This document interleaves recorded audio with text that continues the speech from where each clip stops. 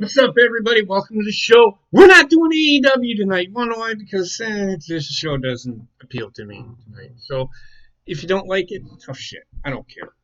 You aren't the one doing the show. NXT's been better anyway, in my opinion. So, whatever. How's everybody doing tonight? I do have with me Trek and Ronnie. How are you guys doing tonight? And Heather as well. Plus Wendy, as you can see. How's everybody doing tonight? Doing good. Good. So good, man. Yep, looking forward to this show from what's been promoted. Yes, it looks to be the better show on paper than AEW. AEW. Look, I'm not even gonna sit here and say that fuck AEW. That's not what I'm saying. I just think that it's better. I don't know why you gotta interrupt. I think it's going to be a better show. Giving her opinion. AEW, NXT has been doing a better show. I don't know why people aren't seeing that. And I think the reason why AEW is beating NXT in the ratings war that everybody, and I'm throwing air quotes up there so that nobody takes this out of context. Fucking stupid people. Yes, we're still talking about that thing we were talking about last night. I know, right, Wendy? So, I think the reason why NXT does not beat AEW is because people can watch NXT on the network. Those that have it. I guarantee it, you look at the numbers, NXT beats AEW in views. If you put the network views and the people that actually watch the show on Wednesday, I can almost guarantee you that NXT outdoes AEW every week. But they don't count those views. They only count towards their TV ratings, which is fine. I don't care. That's why I don't take stock in the fucking ratings at all. And I never have. And anybody that thinks just because AEW wins the ratings every week that it's a better show. The last 3 weeks, AEW has been okay. It's been better than Raw and SmackDown, but it's the second best show of the week. NXT has outshined AEW in every sense of the word. Because, yes, they win the key demographic. But what is a key demographic?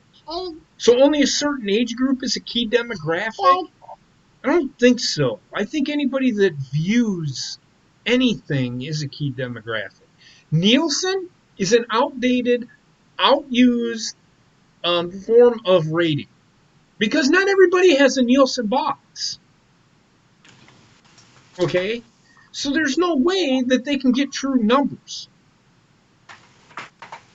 I can guarantee you there's more than 800,000 people that watches wrestling on either show. I bet you it's over 1 million. But not everybody has a Nielsen box. But nobody takes that into account. They're an estimated number. So that's where I stand on the thing, and I'm going to stick by my word. I don't care what anybody says.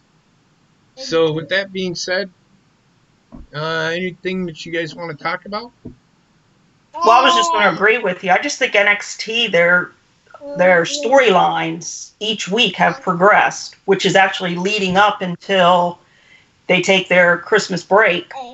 So this show and last week's show is actually leading into December 18th, where Adam Cole's now going to defend whoever wins out of this triple threat tonight. What's up, You're going to Boozy? get Maya Yim and Dakota Kai, which has been a rivalry since War Games, even before War Games. Say it So with that's going to continue into the night. And then, of course, next week, you're going to get Rhea, right? who's going to defend against Shayna, which has been building.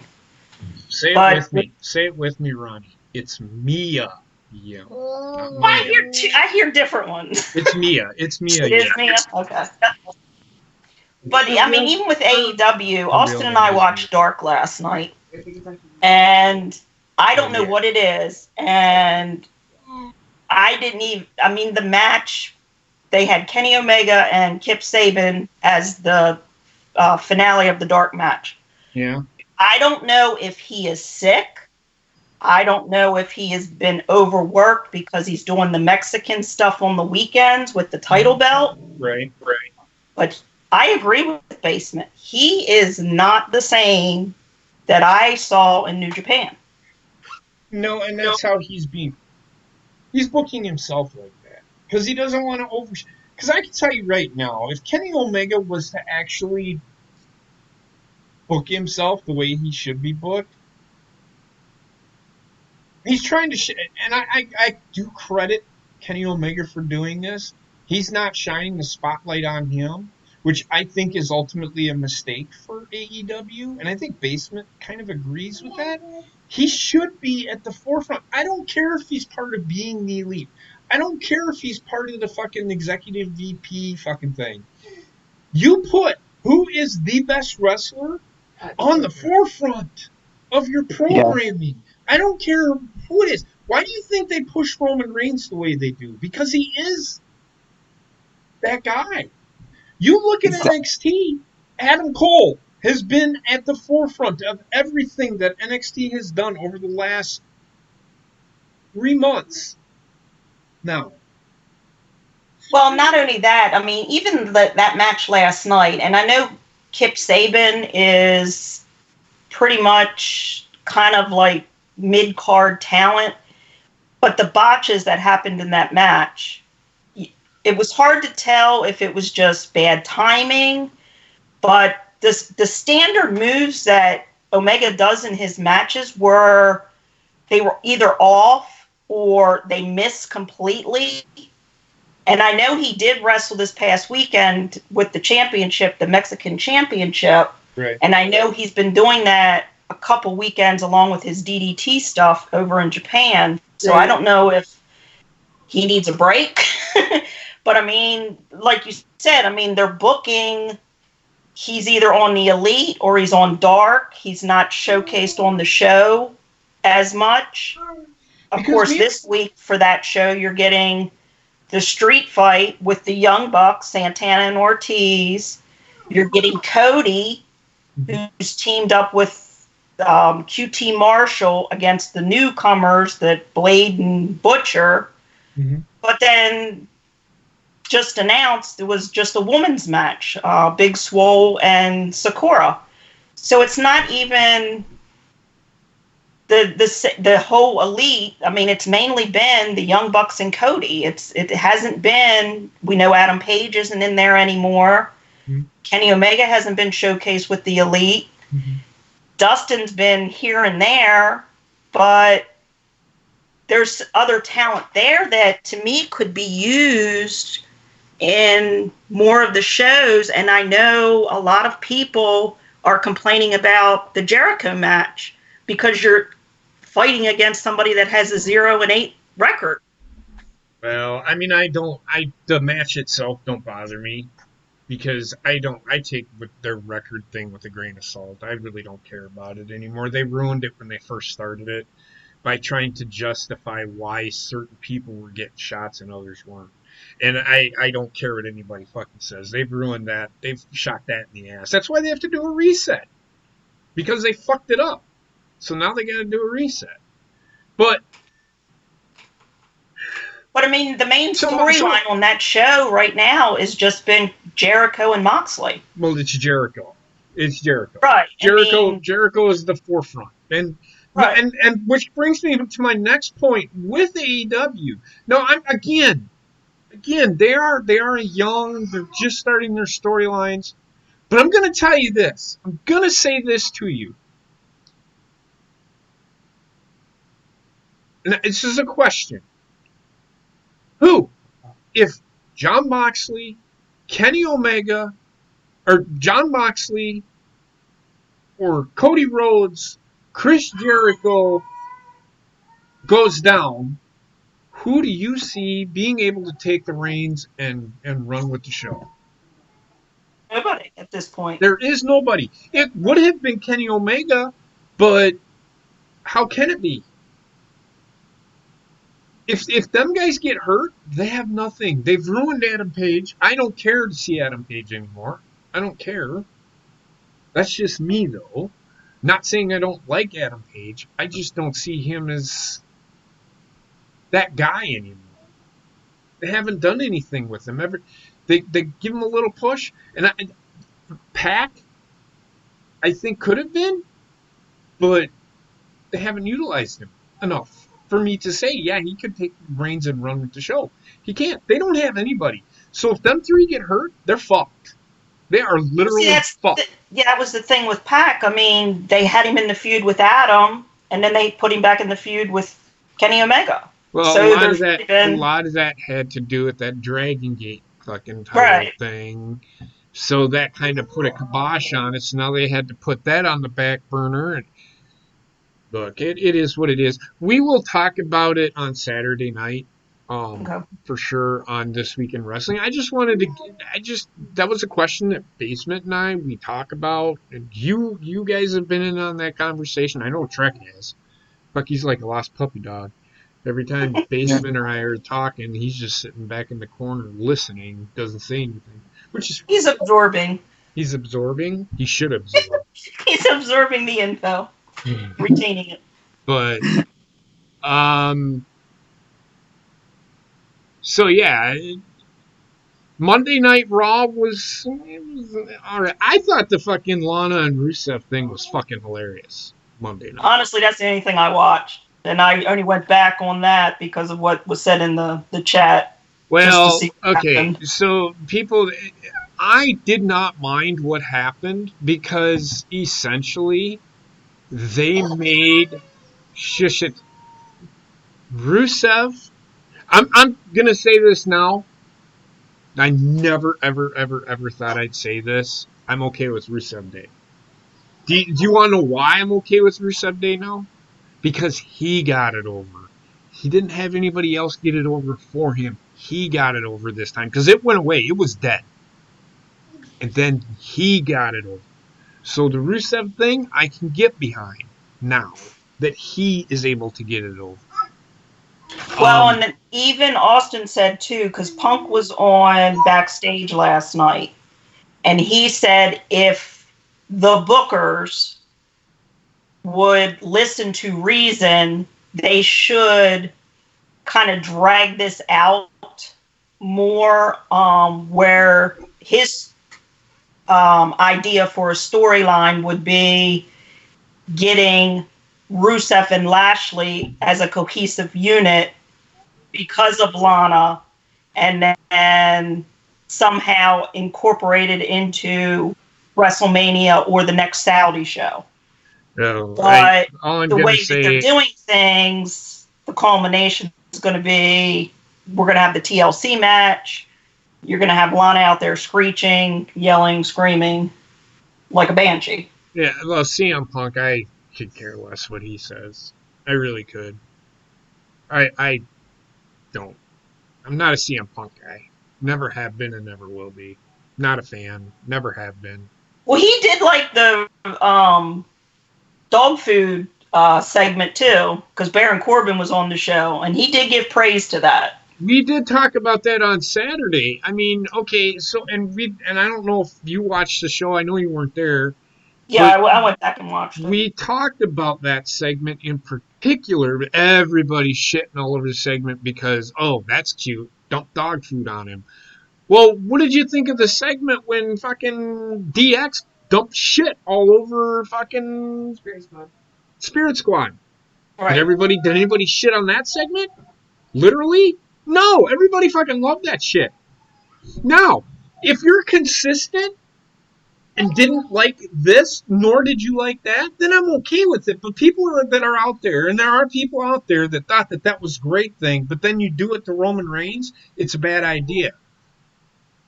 What's good for the goose is good for the gander. If you like it, you like it. If you don't, you don't. But be consistent. Don't be all over the place. That's just to hate it for hate's sake. And that's just stupid in my opinion.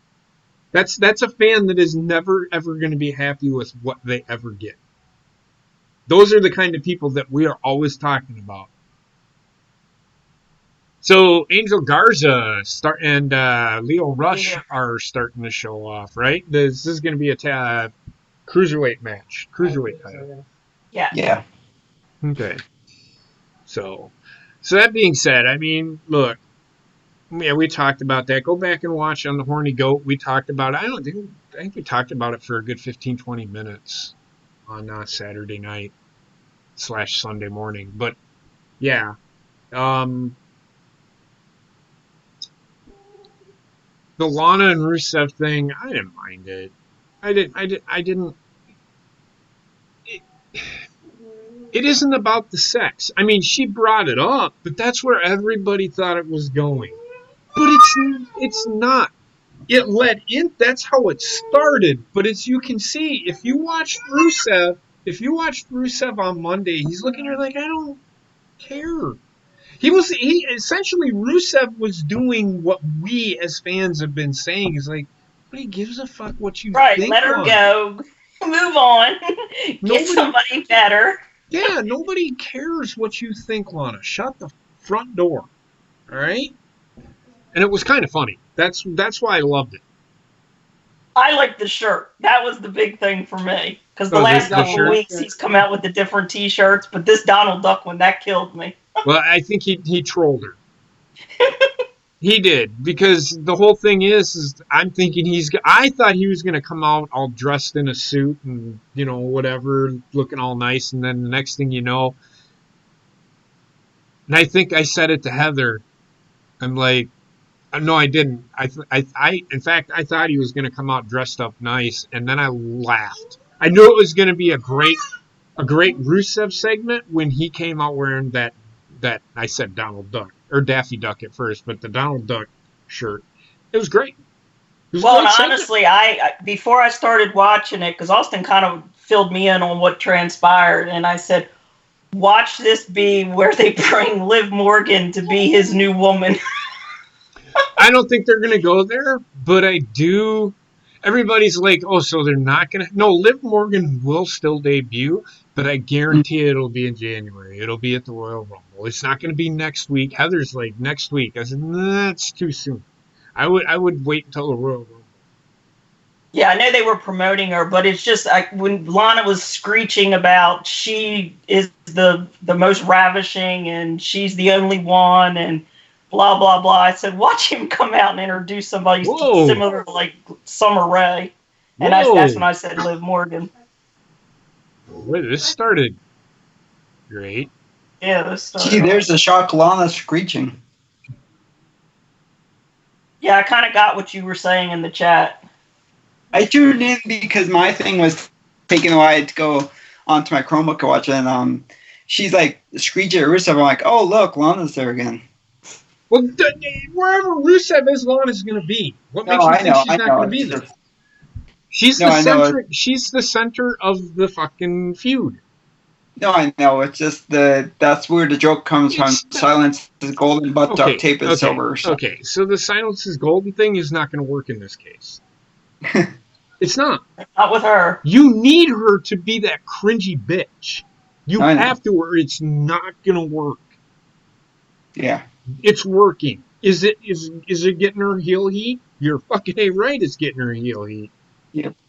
It's the highest rated segment on TV for wrestling right now. It's what people are drawn to on Raw. Well, and Yeah. it's even with what's coming up this weekend with TLC. I mean, that's going to be the most anticipated match from what they've got booked so far. Mm-hmm. Because everybody wants to see Rusev finally getting his hands on Lashley. And I think it's just a tables match, though. I know. I think it's just a regular match, isn't it? I think they promoted it as just a tables match because didn't he put him through the table at the end? No. So I thought Rusev and Lashley had the table. Baron Corbin and Roman Reigns is a TLC match, and I know that Charlotte and the Kabuki Warriors. There you go. Charlotte and Becky and the Kabuki Warriors is a table match. I do know that. TLC match. Is it a TLC match? Okay, yeah. So there's your TLC. Because that was one of the things that Charlotte had on her Twitter. One for the men, one for the men, one for the women. WWE is going to continue to do it just because. That's the way they are. But I don't think they're. I have to look that up. It is. It says Rusev Bobby Lashley tables match, and that was on WWE.com. But there was no table that I think anybody got put through. But they don't. So here's my. I know. But here's my thing. You only need. This is why I hate the fucking name pay-per-views, the gimmick pay-per-views, because now the whole pay-per-view's got to be about a table, a ladder, and a chair, or tables, ladders, and chairs. Or stairs. Or stairs, or whatever the fuck they use. This TLC should be an Extreme Rules match. Extreme Rules can be a pay-per-view, but just every match is going to have to be an Extreme Rule. TLC happening to be one of them. A ladder match being one of them. You don't need a tables or chairs match. A no disqualification. A falls count anywhere. A kendo stick on a pole match. Or you get where I'm going with this. Right. A scaffold now match.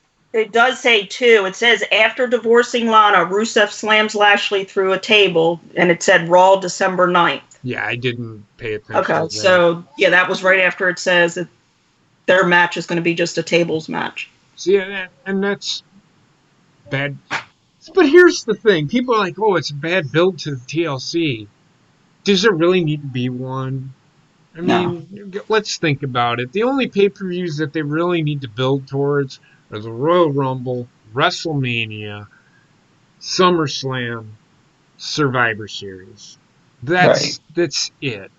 We don't need these fucking builds for every fucking pay-per-view. Why? Because then you won't be able to tell fucking long-term stories. You want to tell long-term storytelling? Those in-between pay-per-views, you can have your fucking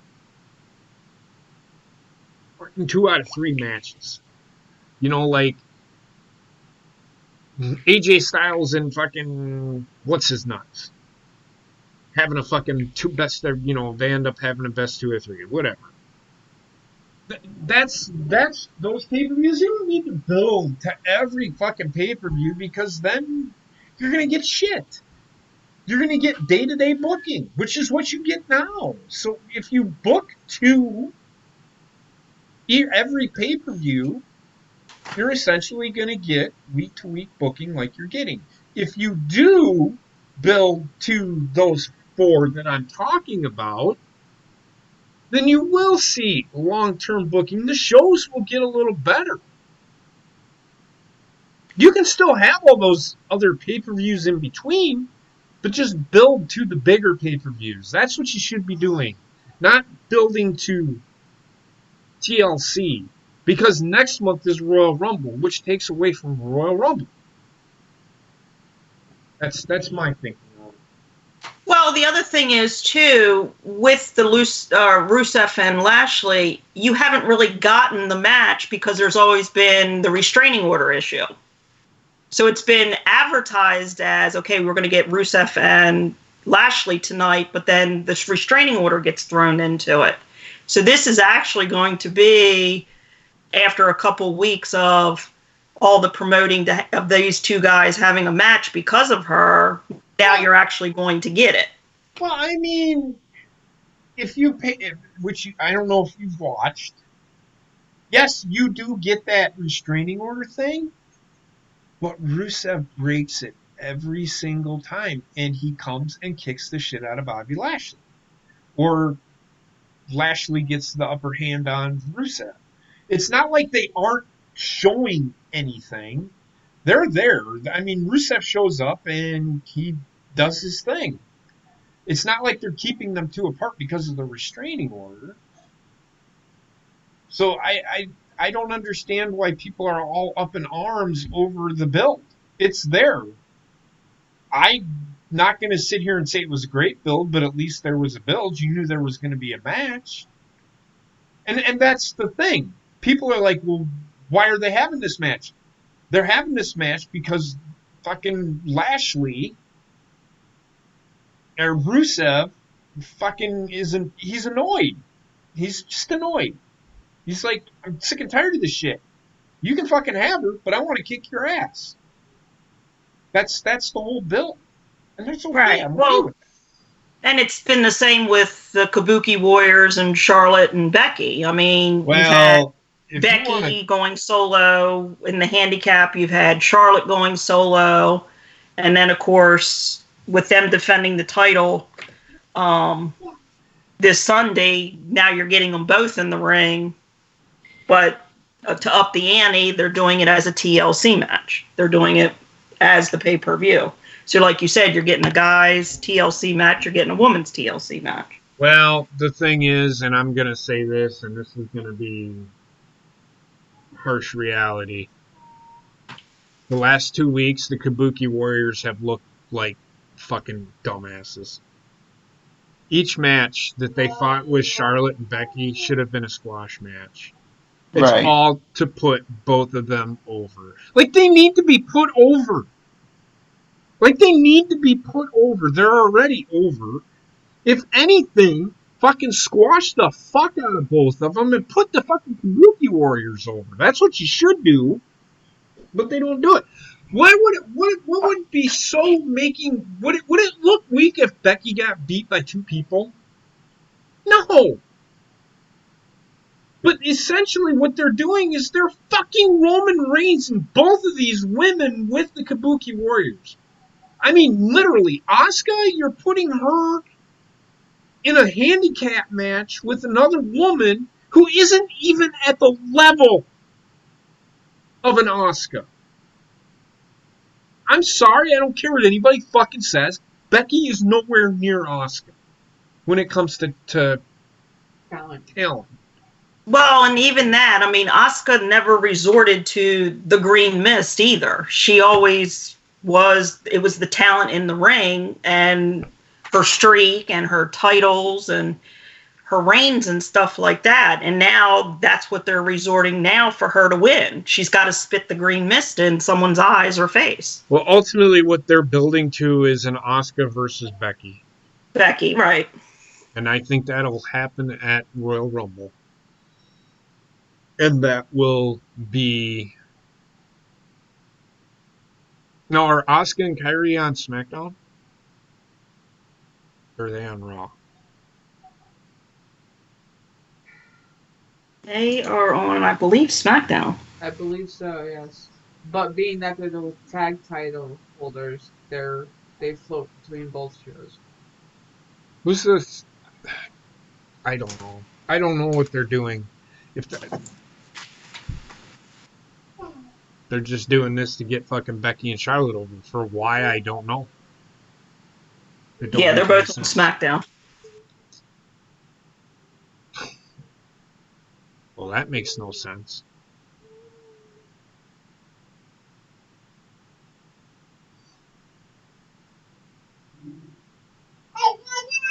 I don't know why you're yelling.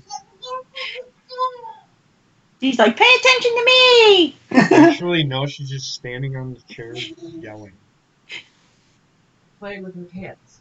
Yeah, she's playing with her pants. She got a doctor's appointment. Oh boy! For 1 year.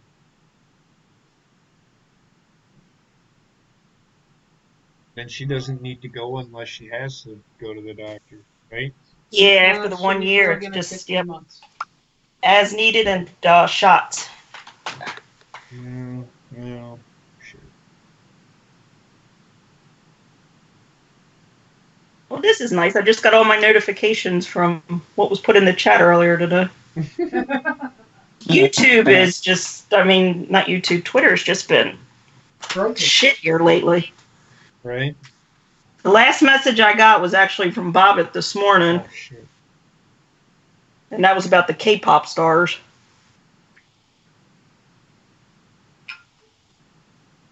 Do that tomorrow.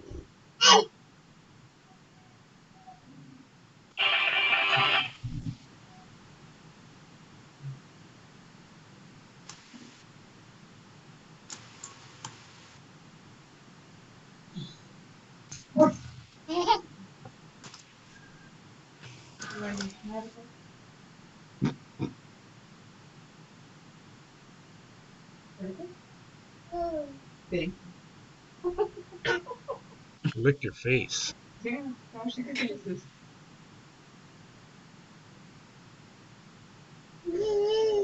So weird, kid.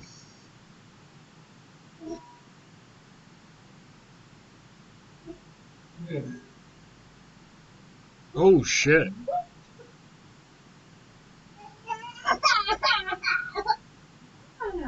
It's a pretty good match.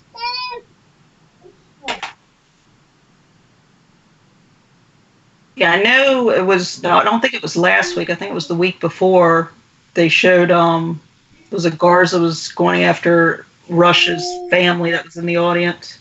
I think that's what sparked this. Yeah, it's like Okay. 2-3 weeks ago. Okay. Because I think that's what sparked this. Yeah, because if you watch the beginning of the match, Leo Rush just said "fuck it," and attacked him. Yeah.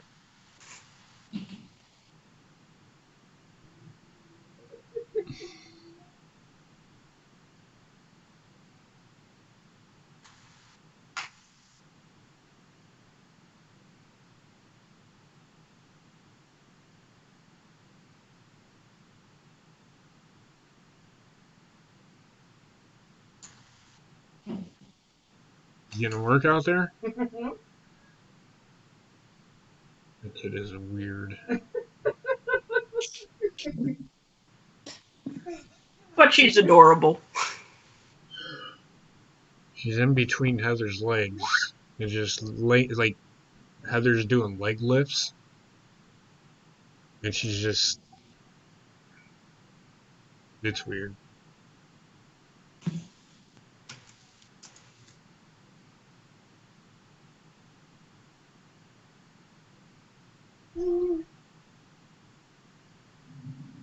All right, here comes the rush hour or whatever his finishing move is.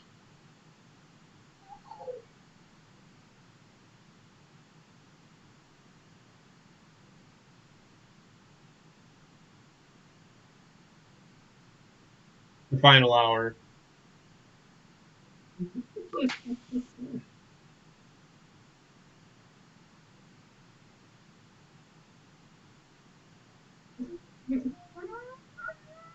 Well, you gotta move.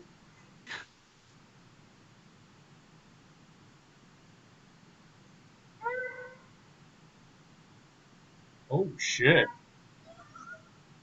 Well,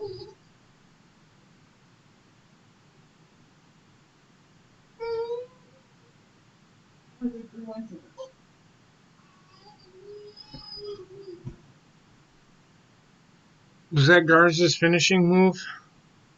Because if it was, it's dead.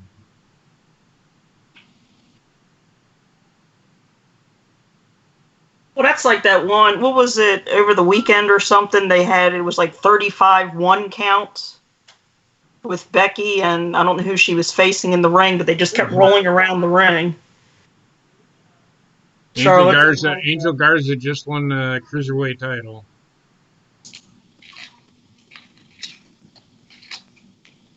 So now Angel Garza and Leo Rush will have a match at TLC. This title just needs to go away. Because what's the end game for this?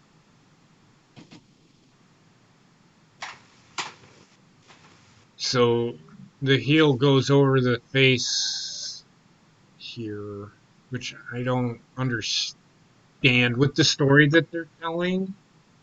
I don't know how I feel about this. We'll see. I trust NXT more than I would the main. If this was a main roster story, it'd be. I don't know if I could get behind it. I'm gonna give them the benefit of the doubt, though.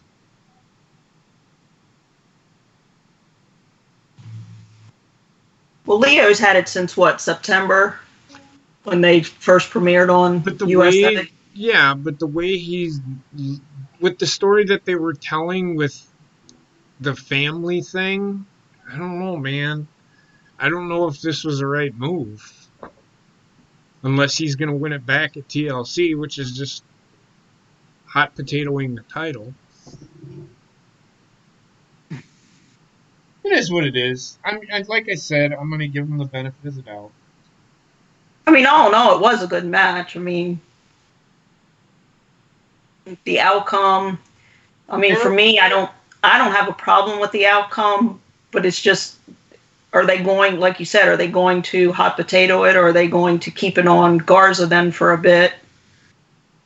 But then where's that going to lead? Because I know they're starting to spread out the cruiserweights between NXT and using some of them on the SmackDown and Raw.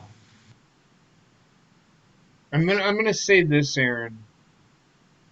I think the story that they're telling with Becky and Asuka, or the story that they should, and I do trust them in doing this, is that Asuka is Becky's kryptonite. Think about it. Who's the only person to beat Becky in a championship match recently? Asuka. I could see them doing it, and I do see Asuka winning the title at some point. I do. And I just don't like how they booked those two matches. They should have been squash matches. That's all I'm saying. I get the story they're trying to tell, but it's not needed. Becky doesn't need to fucking. Becky didn't need. It would have made more sense for Becky not to beat either of them, or get disqualified, or whatever the fuck happened. I don't know if,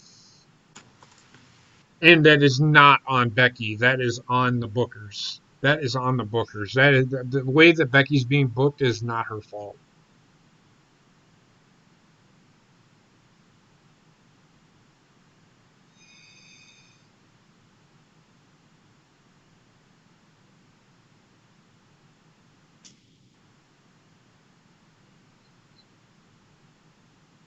I think she's in a better spot than you think that she is.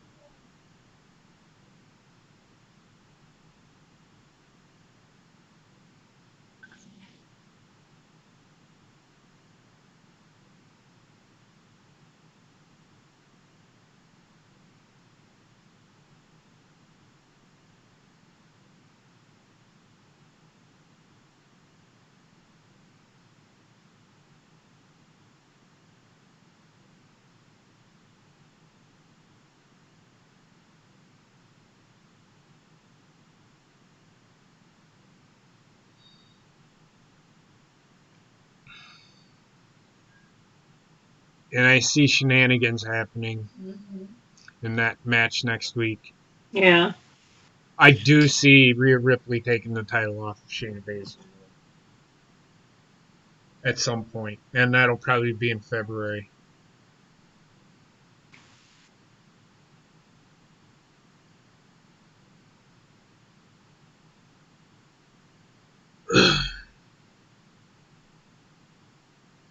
Well, and I think we'd all said it too. I mean, if she's going to lose it, that's more likely who she's going to lose it to.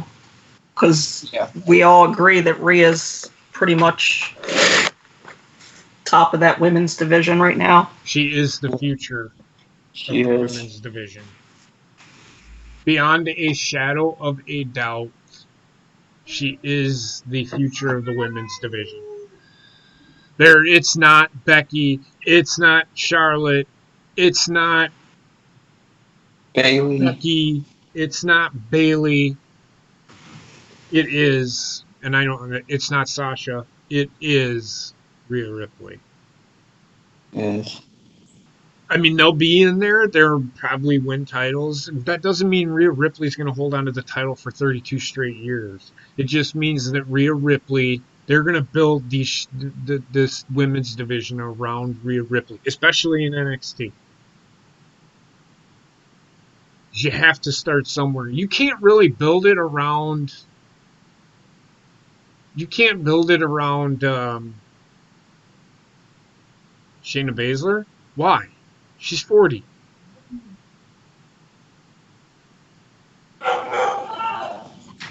Yeah, that kind of shocked me when I realized that. I didn't think she was that old. I could have told. I tried telling people that, and nobody wanted. You guys need to listen to me. I'm smart. Pay attention to things like this. I knew she was 37 when she. What is that? How long has the Mae Young Classic been?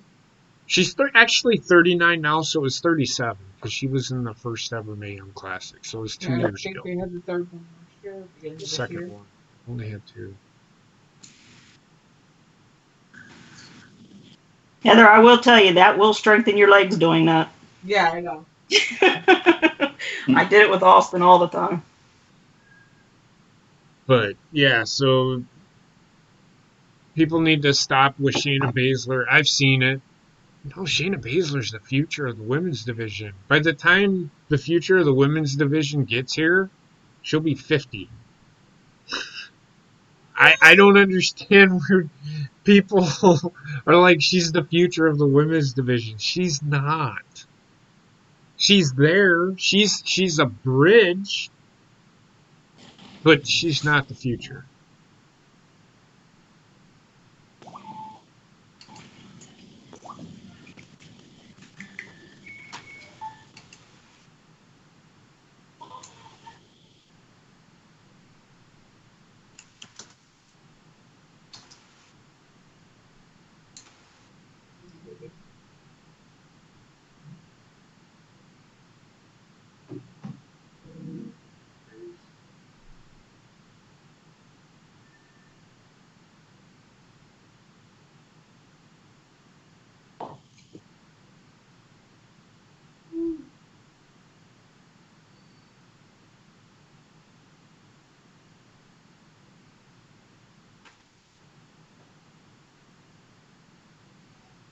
So let me think here. What's next? I know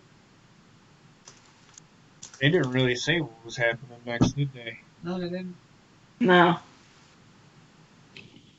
Well, they showed. Trying to think. Was it one of the Forgotten Sons? No, Cameron Grimes. Camera. Okay. Cameron Grimes. Yep. Okay, so he's going to be next. Finn Balor and Keith Lee and Tommaso Ciampa are doing their triple threat. That's going to be probably the match of the night. Probably main event. Oh, it is. It'll be the main event. Thank you. I think Balor's gonna. What? I think Balor's gonna be Adam Cole, and then like the Undisputed Era is gonna turn on Cole and go with Balor. Finn Balor's going to turn on Adam Cole. No, Finn Balor's going to beat him, and then the Undisputed Era will turn on Adam Cole. No. Why would they turn on Adam Cole? It's just the feeling they're going to turn on him, and he's going to make the new Balor Club with them. No. Adam Cole is the Undisputed Era. Without Adam Cole, there is no Undisputed Era. So you're saying the Undisputed Era will break up? No, I'm saying they'll go with Finn Balor and then become the new Balor Club. Finn Balor's not going to take over Undisputed Era. That would be silly for him to take over. Why? He doesn't need anybody. Finn Balor should be a loner. And they should play it as such and keep doing it. He shouldn't join anybody. Finn Balor doesn't need anybody. And if they do that, that's a failure on NXT's part. Well, yeah, because they've had him come out and been offered to join Undisputed, and both times he's done the Pele kick, or he's Right. basically given the not interested. Wendy! I'm sorry, guys.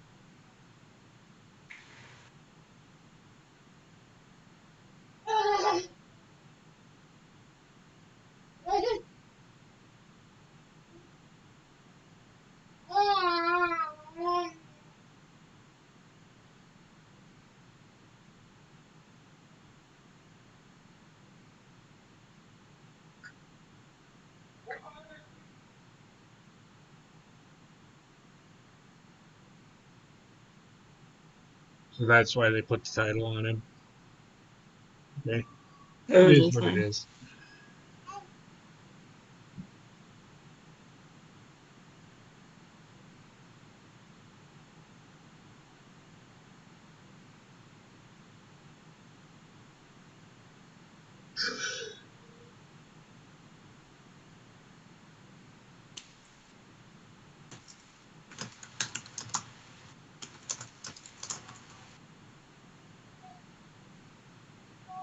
So is this guy a heel or a face? What the fuck is going on? I don't fucking understand. This is one thing I don't understand. Is this guy a heel or a face?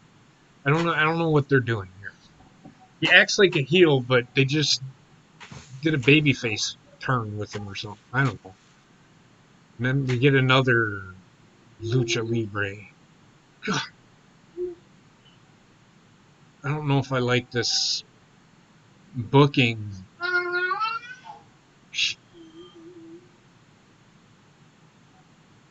I back to Adam Cole. If Adam Cole is gonna do anything, he's gonna be the one to kick somebody out of the Undisputed Era. They ain't kicking Adam Cole out, because if they get rid of Adam Cole, the Undisputed Era might as well disband. Adam Cole is the Undisputed Era. It's a nice, it's a nice thought, but it just won't work. But we've been saying for weeks, going back to I haven't said that. Takeover. Well, not you. I was saying Bob and myself and other people have been saying that they were going to kick Adam Cole out because he's going to lose the title, and then they're going to say he was a loser and that they didn't need him anymore. If actually, it'll probably be Roderick Strong who loses the title. He gets kicked out. I'm not saying that Adam Cole's going to lose the title, because I think the title is taking place next week. Whoever wins takes on Adam Cole next week. If I remember correctly, I don't remember. Right. Yeah. And so I don't see Adam Cole. I don't see Adam Cole losing the title on an NXT. Roderick Strong will lose his title before Adam Cole does. Or Roderick Strong will lose the tag team titles for the Undisputed Era, and they'll kick him out that way. Yeah. Kyle O'Reilly's not getting kicked out of the Undisputed Era. If you take away Kyle O'Reilly and Adam Cole from the Undisputed Era, you might as well disband them. They can do without a Roderick Strong. They can do without a Bobby Fish.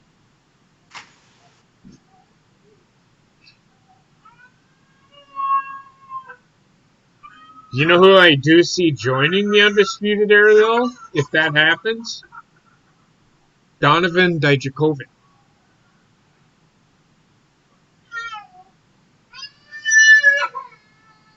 I think she hurt herself.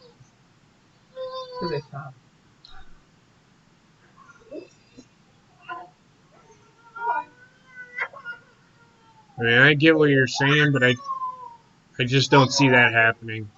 And like I said, if it does, that's a mistake. I don't know. Wendy! Nobody wants to listen to you cry. Jesus. I don't know what she did with her. It's right there.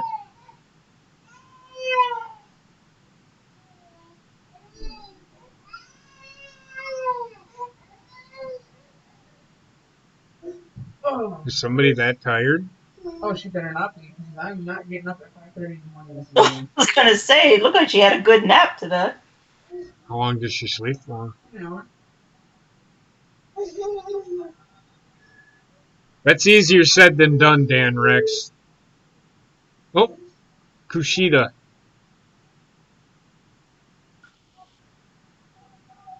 Do we know how long Fish is going to be out for? Have they said yet? No. I'm starting to think it's a work. No, he legitimately had a concussion, so. Well, then it's probably just a couple of weeks till he gets over the concussion protocol. I don't see it lasting any longer than a month. We'll see though.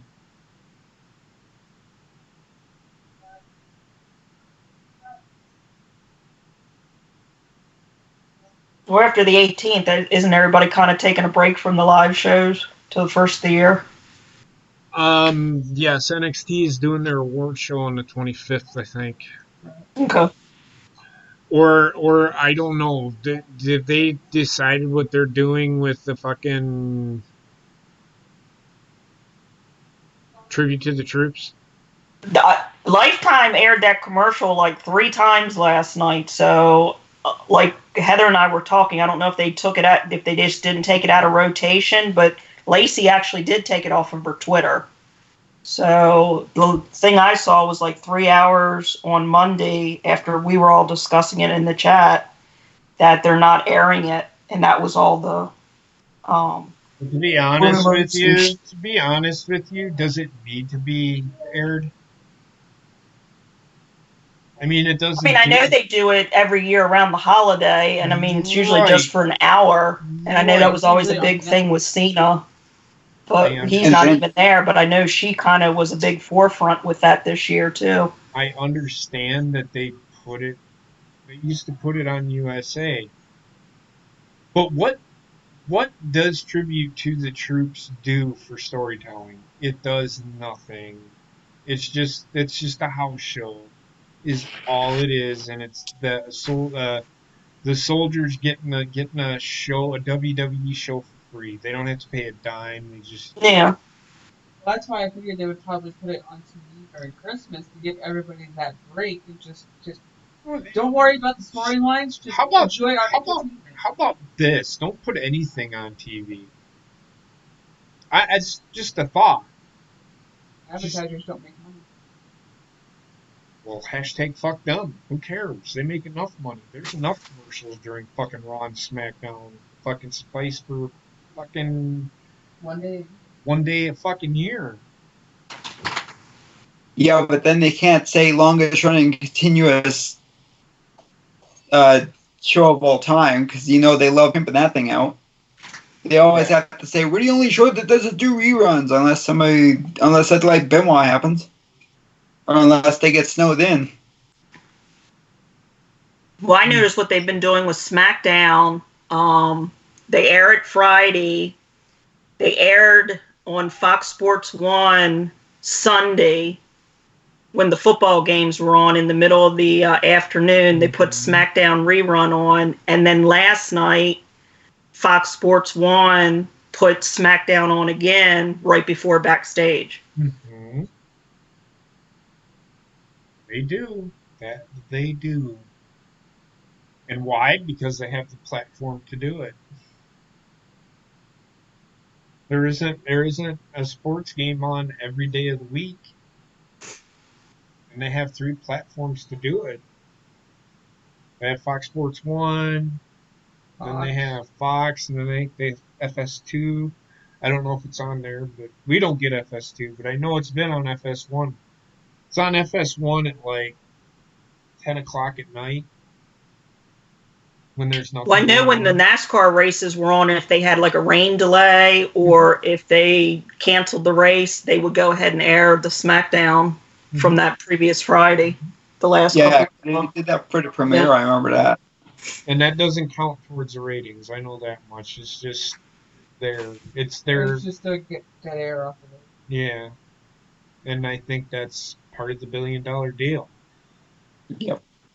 It's just whatever. I mean, I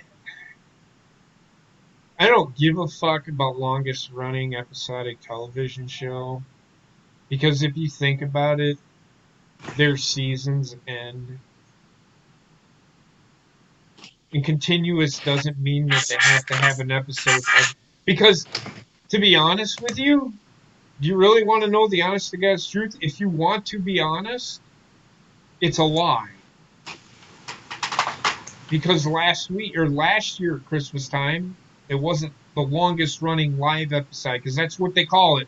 Longest running live episodic television program in history. Was it live last year? It was recorded, right? Yes, no, maybe, or I'm a dumbass. Yeah, they recorded on Tuesday and then No, they did. They recorded. Yeah, they did. That's right. That's what they did. SmackDown. They recorded Tuesday and actually, they wasn't it on Sunday? No, it was Monday. Monday. They recorded, or the week before Christmas, they recorded a Raw and then a SmackDown. And then a SmackDown. Yep. That's right. So it was like 8 hours of fucking god awful fucking programming. Because it was terrible. Okay, here are the Forgotten Sons. Mm-hmm. Did you forget about them? No, it's just I mentioned them before, but it wasn't the guy. Because the guy that was just on Grimes had the top hat. Yeah. You sleep. No. No.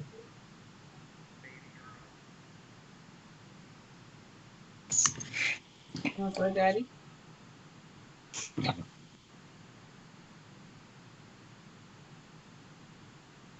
You don't need mommy's phone. You want to go over to Daddy? Wonder if Walter ever got his title back. What?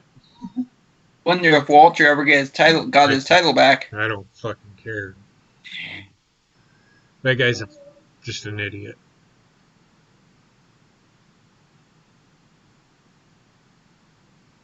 Okay.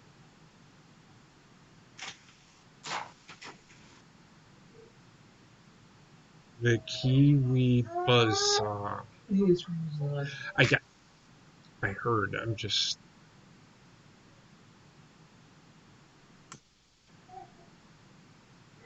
Come here, baby girl.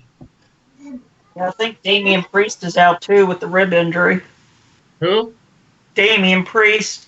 I don't think he'll be out too long. He'll be back in about a month or so. Here.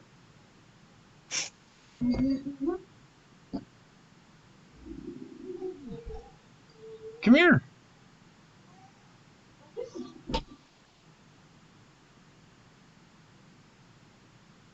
Come here, baby girl.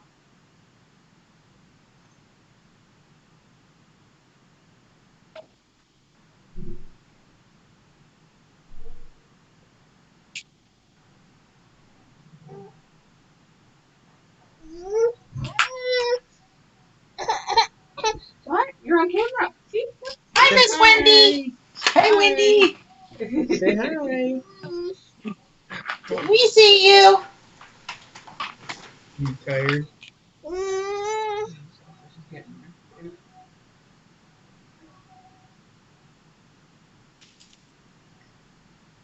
She's waving at everybody. Hi, Wendy. Hey, Hi. no. Ready? You want to say hi to everybody?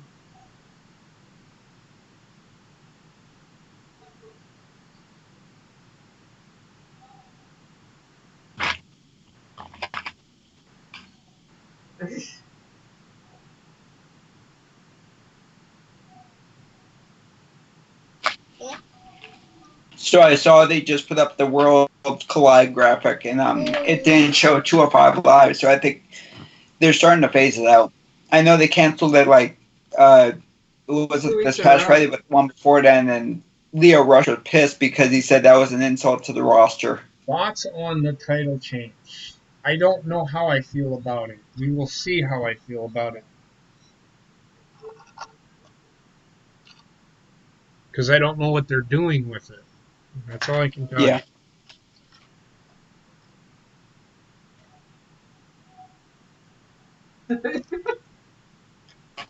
you.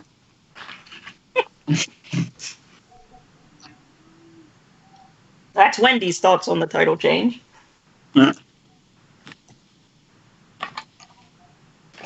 Apparently, the letter N is her favorite letter tonight.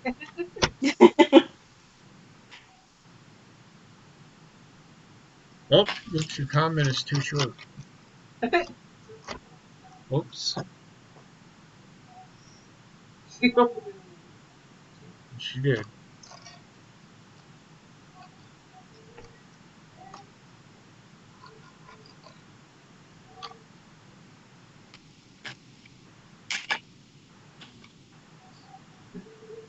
Okay, it's enough.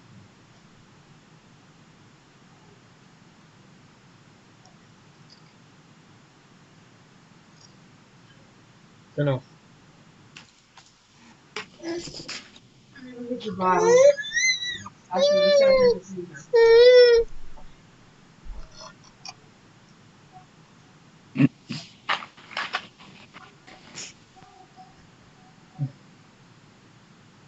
Have you guys decorated yet?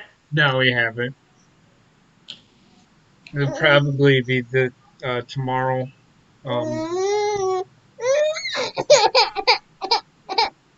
honey. Good God, look, the Banks is hot. Hey.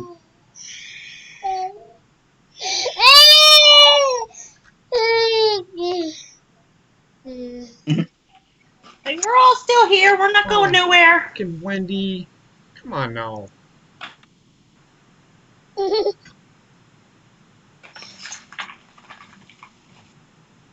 Great.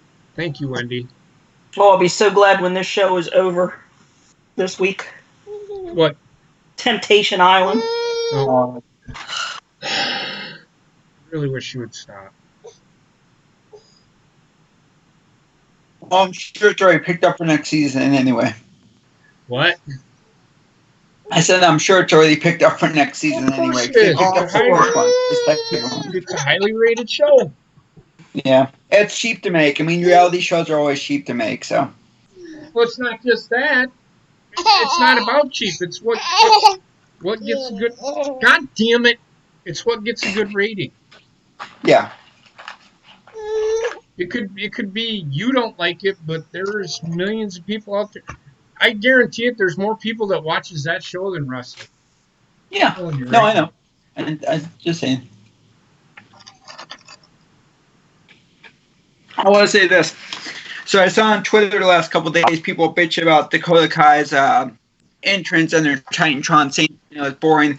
Look, folks, it gets her heel heat. That's what she needs because she's become a heel. So these people saying, "Oh, it's boring and shitty, and they're stupid to do that," and just like Dakota Kai coming up to the footage of her kicking Tegan Knox's ass and saying all that stuff. Look, it's simple way to get heel. It's just like when Ciampa used to come out to no music before he got the heartbeat thing. It's simple heel heat, and people say they're on the radio. So shut the fuck up. If you don't like it, good. But it's just heel heat to get her over. That's the people that are stands of Tegan Knox not liking what Dakota Kai did. All right. Can you stop, please? And like you said for Becky and Charlotte, they're probably just in the back laughing about the whole thing, saying we got one over on these guys who hate me so much.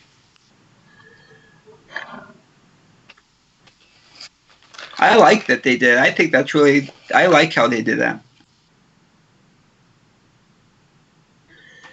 Well, I mean, yeah, I'm.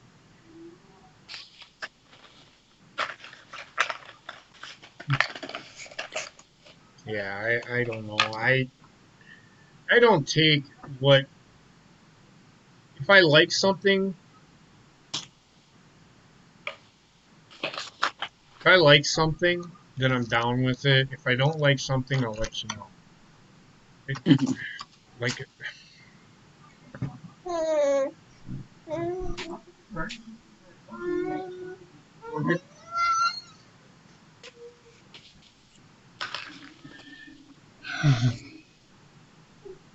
I wonder what an Essowasax is. I did notice that the one she typed red, Yeah, R-E-D. that Looks like yeah, red bum.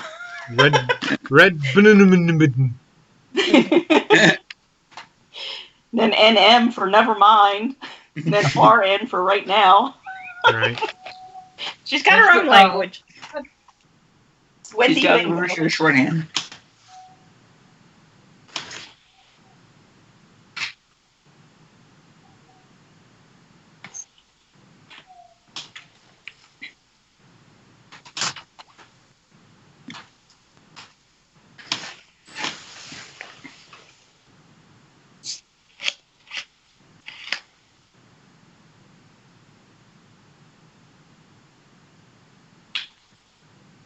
Well, I didn't even know till today. I was reading through Twitter. I didn't know Cedric Alexander was married to Big Swole. That's in AEW. Yeah, I did, and I don't care. Big Swole doesn't. I don't care for her. She's one of those supporters of ACH, and Oh, yeah. she's kind of dug herself a hole with me. She keeps defending him for no fucking reason. Well, I saw that someone put it in the writer's room or the chat, and he's now using that picture as his profile. He's an idiot. Yeah. There is something seriously wrong with that guy. Somebody needs to get him some fucking help. Yeah, he does Like need it. big fucking time, because that guy is that you want to talk about bipolar fucking the guy has it. And if he's trying to grab attention, he's a fucking idiot. Because it doesn't do anything for him. It doesn't make him look good. It makes him look even dumber than before. Well, I was going to say the attention that he's getting is all negative, and it's not what he was seeking, I assume. But Oh, it's no, backfired on him. he's seeking that attention. Otherwise, he wouldn't be doing what he's doing. Now he's just doing it to. Well, yeah, because he had put out the tweet, "I'm leaving wrestling. I'm not going." I mean, just bashing the business, and I'm stepping away, and it's just okay. But then you're going to use the picture of the T-shirt that you did not that you supposedly did not approve. He is as your profile picture. Yep, he is the. Excuse me. He is the epiphany of a fucking douche canoe. If you look at the definition of douche canoe, you'd see a picture of him, because it's exactly what he is.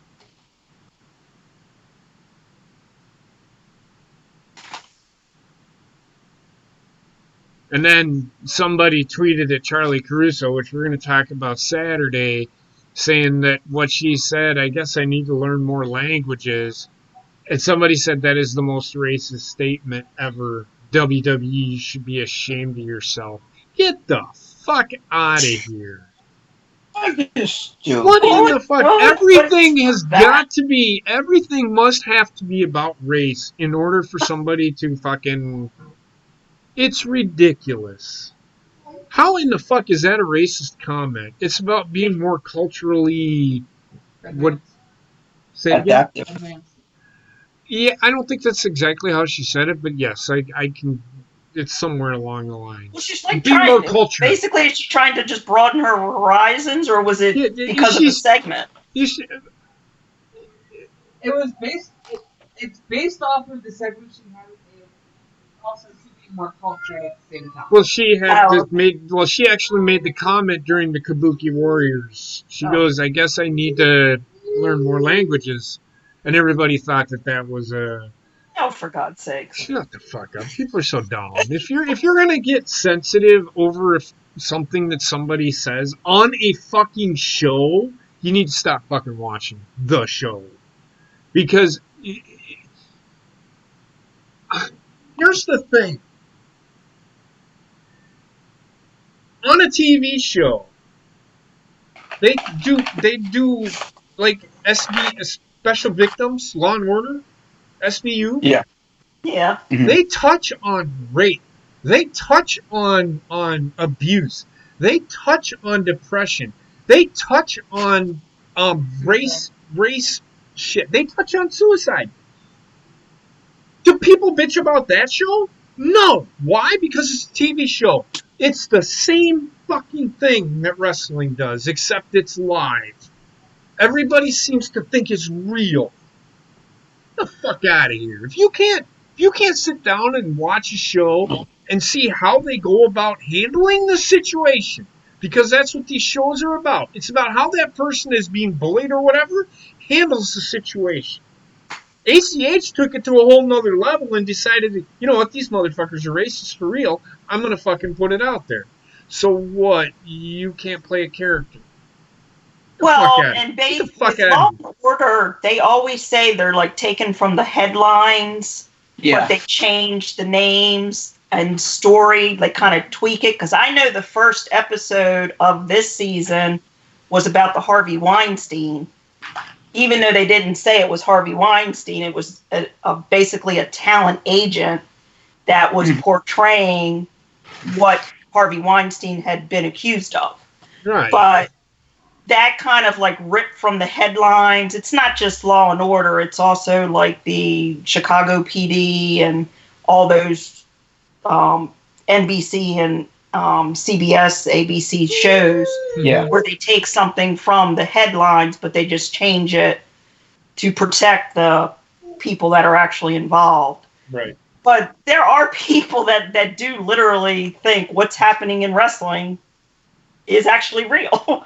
I mean, people actually do believe Lana and Rusev have gotten divorced only after 4 months. Their people are, well, they've been married over a year, I think. Yeah. But Yeah. yeah, I mean, come on, man. People are just get the fuck out of here with your stupid shit. People are just buy into the fact they can't separate fiction from reality. In fact, they fucking tell you the names and whatever and the characters depicted on this show. Like in WWE, they actually do it. The characters depicted in this programming do not reflect the real lives of these people. I mean, how much more clear does WWE need to fucking be with this shit? Get the fuck out of here with your stupid goddamn I'm so sensitive to the fucking race issue. Don't fucking watch TV then, because it's all over TV. It's all over TV. They do it on shows all the fucking time. Big Bang Theory was about fucking nerds. Have any of you ever watched Big Bang Theory? Best show ever. I agree 100%. The second or the first episode where fucking Sheldon and fucking Leonard go over to Penny's ex-boyfriend's place to get her TV back, and they come back wearing just their underwear. Right. You That's know what bullying. happened? They got beat up. He took their pants. They were bullied. Was it funny? Fuck yeah, it was fucking hilarious. And if they had a fucking problem with it, they wouldn't have fucking done it. But if you understand the fucking show, they are portraying who they are. That not everybody can be a Superman, okay? Not everybody can be a fucking Thor. Not everybody can be a Captain America, alright? Look at Captain America. Not even a real thing. It never would really happen. Which is why I have a problem with Captain America. If that would have really happened to somebody in real life, it would have killed them. Just saying.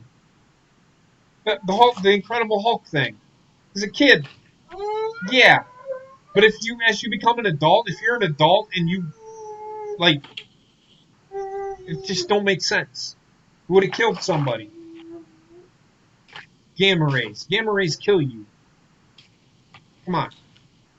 Let's think. So, yeah.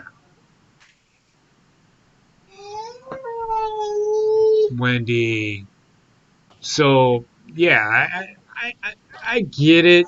People need to stop being so sensitive, and that's why I do say. I mean, fuck it, I don't care if you're sensitive to a show because they're talking about race or something and they say one wrong thing and it's, oh my God, they're racist, you shouldn't ever watch TV. Ever. Don't watch the fucking news. Tell you that much right fucking now. People just, they drive me nuts with their shit.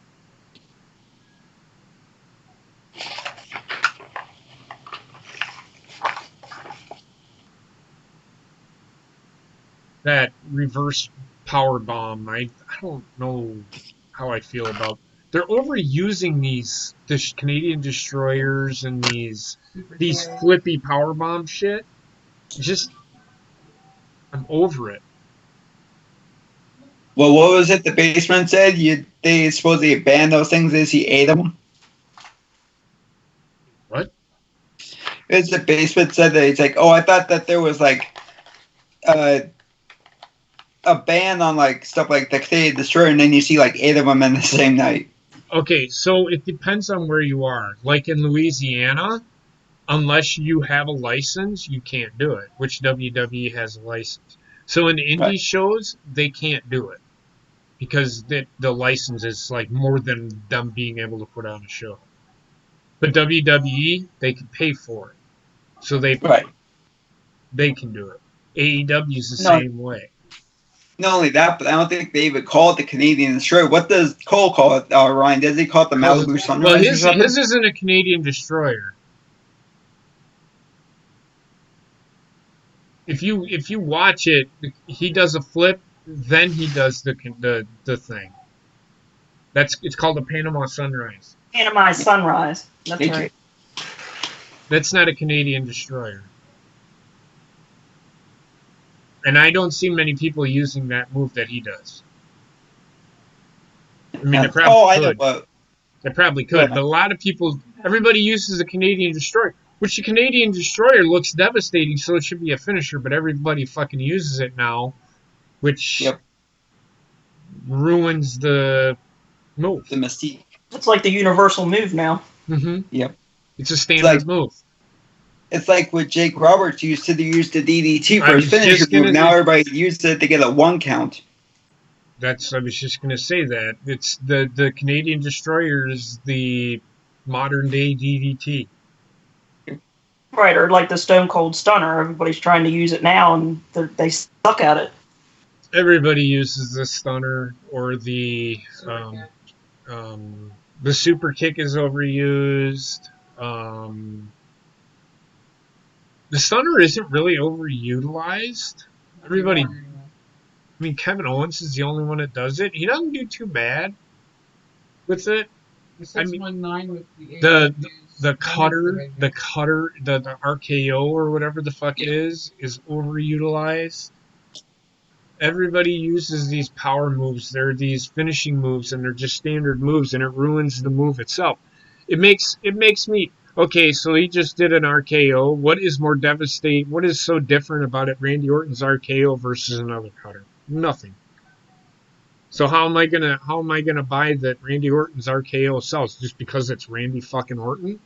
I can't get behind it. Right.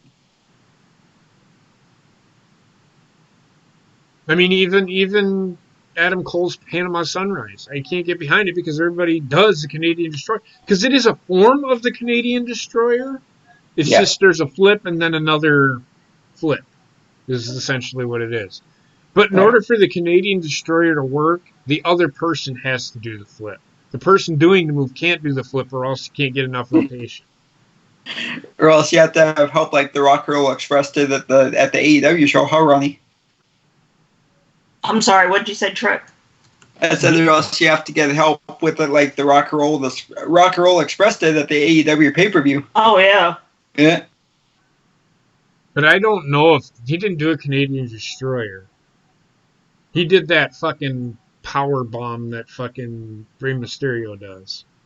Oh, because I saw that somebody was saying it was a Canadian Destroyer. Everybody thinks that a move is a Canadian Destroyer. Actually, it's just a fucking inverted power bomb is all it is. Like Michael Cole calls everything the Blue Thunder Bomb.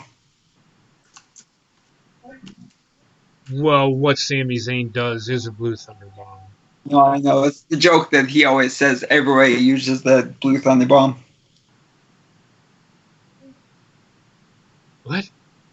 I have yet to It was a see. joke I've that never heard him say that. Basement said that. I've It was a never joke heard that him. Basement said that Cole calls everything the Blue Thunder Bomb. Oh, I don't remember that. I've never heard Michael Cole say that though. Oh my God. Like, Dakota Kai hit the back of her fucking head. oh shit! I saw it. Yeah. She plummeted? No, she was backdropped off the. Yeah. She didn't plummet. She was No. backdropped.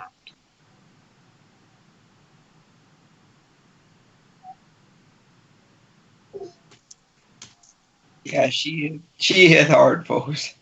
Ouch.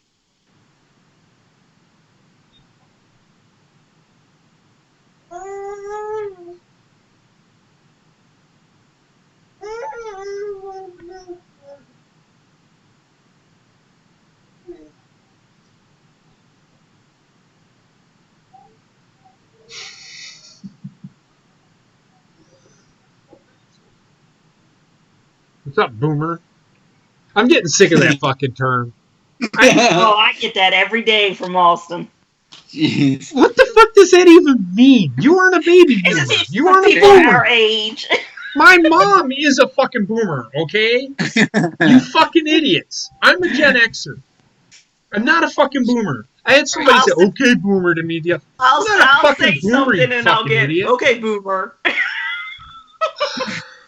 That Or term I'll makes get a message and then I'll pull up my DMs and it's a picture and it'll say boomer. people are use the term right. Yeah.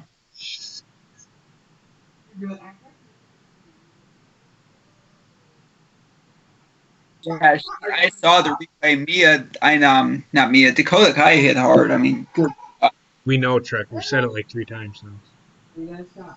I just want to go back to the ACH thing one moment. The way, if you want to get revenge on a former company, it's called go to another company, work your ass off, and prove that they're wrong to fire you. Don't be an idiot and don't try and say it was all their fault because they were racist. That's the biggest slowest shit I've ever heard. Well, you know, MLW essentially wasn't going to support him in his fucking endeavor. They weren't going to let him use their platform as his stance. Right. So that's probably why he quit, because he wasn't going to get his way. Because he's doing nothing but bringing he's a cancer. He's Yeah. a cancer. Right. I mean, it's not just him. I mean, he'd bring the division down. Just, I mean, with whatever he would supposedly bring to the table, like he thinks he's the greatest, but he's basically there for the attention. Mm-hmm. So he's not going to be one that's going to work well with others. He's not going to be one that gets along with backstage. He's not going to like what's written storyline wise. He's just going to be like we've said. He's just going to be a cancer wherever he goes. Right. The funny thing is this motherfucker gets to the company. He hadn't even done anything in the company. He gets thrown in a tournament with the breakout tournament, wins it, Mm-hmm. gets a title shot at fucking Adam Cole, and has the audacity / balls to say that they weren't using him right. Who the fuck do you think you are? They put you in a title match with one of their top guys in the company, and you're sitting there saying that you're better than that? Get the fuck out of here. You think you're better than Adam Cole? I would say this. If Seth Rollins said he was better than Adam Cole, I would laugh at Seth Rollins. But what is Seth Rollins supposed to say? He's supposed to say he's the best in the company because Right. he believes it. And he should believe it. If he doesn't believe it, then why the fuck is he there? But, goddamn. Let's think about this for a minute. They give you an NXT title shot. And you have the audacity, the balls to say that you weren't being utilized properly. Shut the fuck up. That's when I knew everything was wrong with this guy. Yep. I'm like, this guy should not be anywhere near a WWE TV screen. Ever. Ever. I said it when he made the comment. I said it after.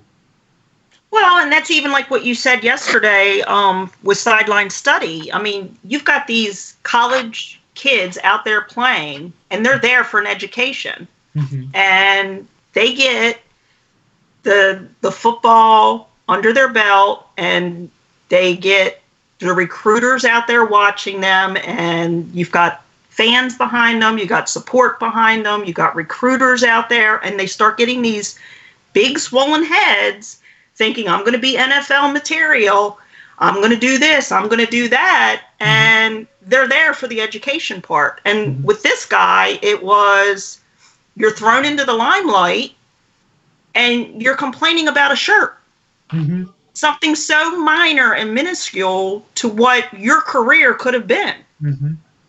And that's not just him. I mean, there's been others that have kind of squashed things as well. But it's like, you're there to kind of get that background and kind of get that experience and get that under your belt.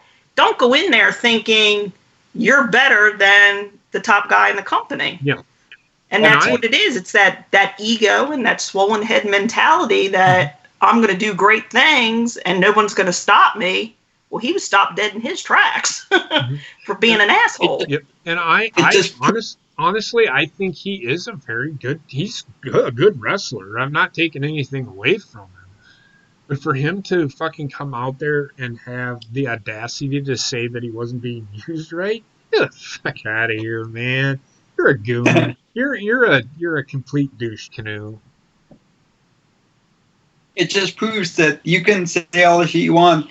Your shit don't stink. You can be replaced anytime. Look what they're doing with Isaiah Swerve Scott. He's, what I've heard, he's basically getting the push that they were going to give to Jordan Miles. So if Jordan Miles wants to bitch and moan, he can go take a look in the mirror and see who's to blame because it's his fucking fault.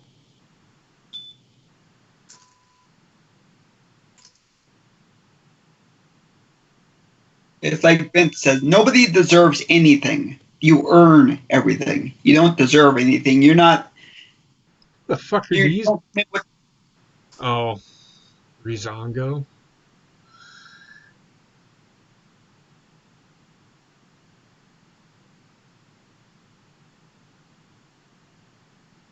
Are these two? I get what these two are doing. Their whole gimmick is like these 1 hour fucking shows like ER and fucking as special victims unit, Law and Order, all that shit. That's what their gimmick is. Right, now they're doctors. Yeah, they're doctors, and they're not doctors. If these two came to my fucking room and said we're gonna operate on you, I'd be like, the fuck you are. I want a second and third opinion. You will not touch me, or I will sue.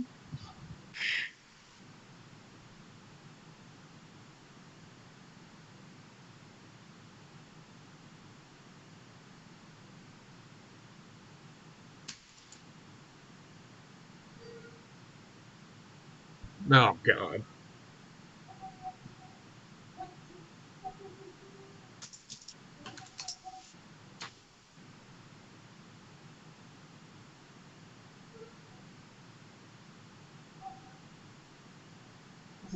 Cody just gave us an update in the chat on his dad.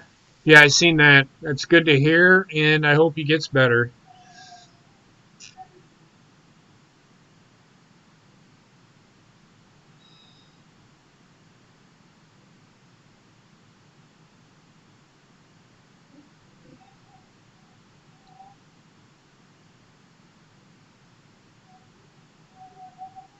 Why is he recording his ass?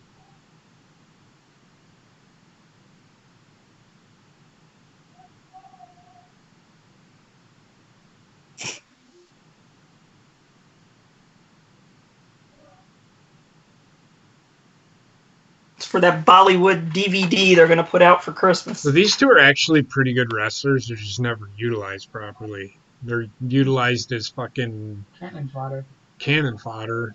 Or, yeah, for fucking, I can't even, he hasn't been around forever either. What the fuck is his name?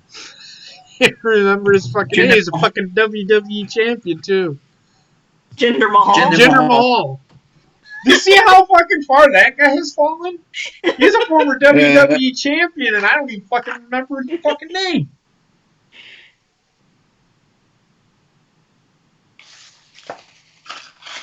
How could These you guys are forget Jinder actually Mahal? these guys are Best actually champion pretty good ever. talent. I mean, they're really good wrestlers. Yeah, that is bad when you're a champion. You can't even think of the person's name. Right?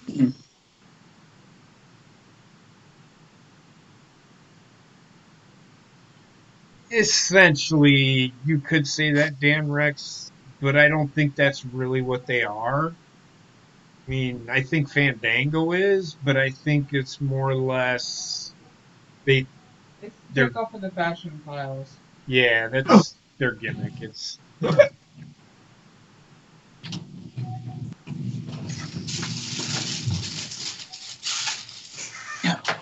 punching him in the forehead, motherfucker. Starting to lose my voice. I gotta talk this weekend too. You got the halls in the draw there.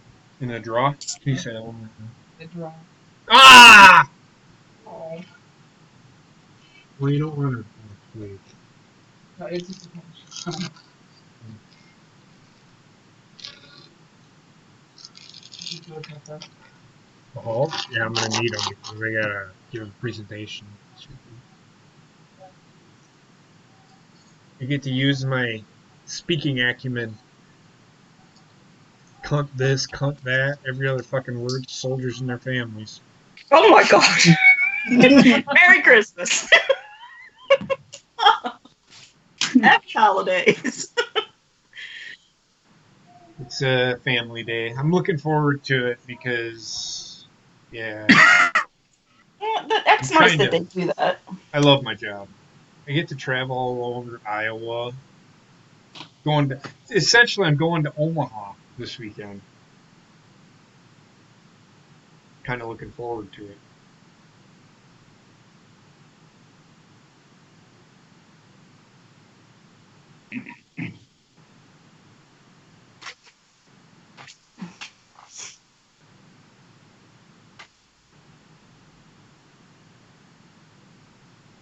Wow,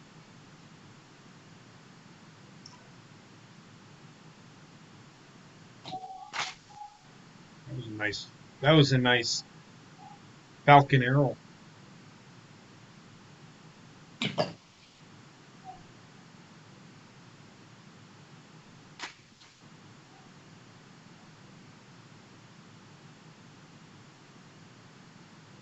But what is their what is the Singh brothers gimmick? They're Bollywood. No, Tyler and Jonathan. Tyler and Fandango. We already told you what they were.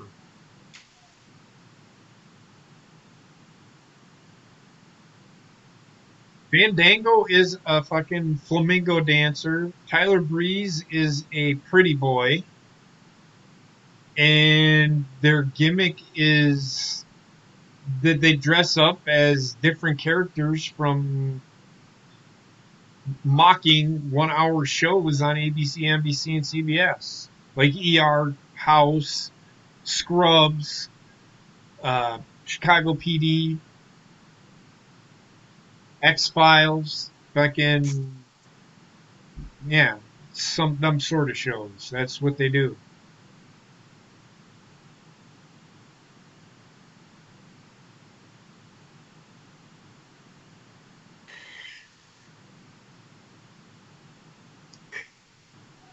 We're gonna end up being tag team champions soon. Yep.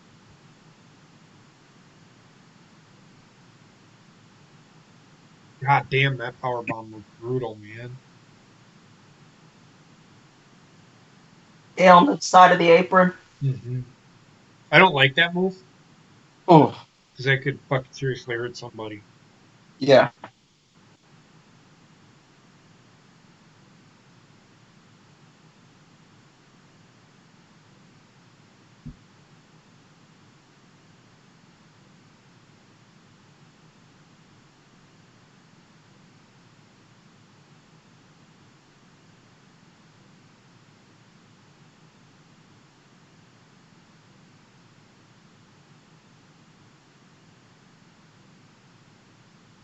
I mean, it is good to see Morrow back. I know he came back last week. Say it again. I'm sorry. I said it's good to see Morrow back. I know he came back last week, but I don't know what it is. When he's not there, it's just the commentary team to me just doesn't flow. I've never really listened to the commentary team. It doesn't matter what it is. It could be JR, it could be Tony Schiavone, it could be Mauro Ranallo. I just don't listen to anything that they have to say. Well, during Dark last night, they put Britt Baker back on commentary. Yeah, how'd that go? Did she say? God, this is horrible. How did that go? Did she talk about her fucking being a dentist? She's a dentist. Did they talk about her studying people? No, it was more of her being a dentist, that she's gonna get back into the ring. She's gonna get those rankings up because she's gonna vie. Rio's coming back after the first of the year, so she's gonna be vying for Rio's championship. You just need to stop talking. Yeah. Yeah, it was pretty cringy.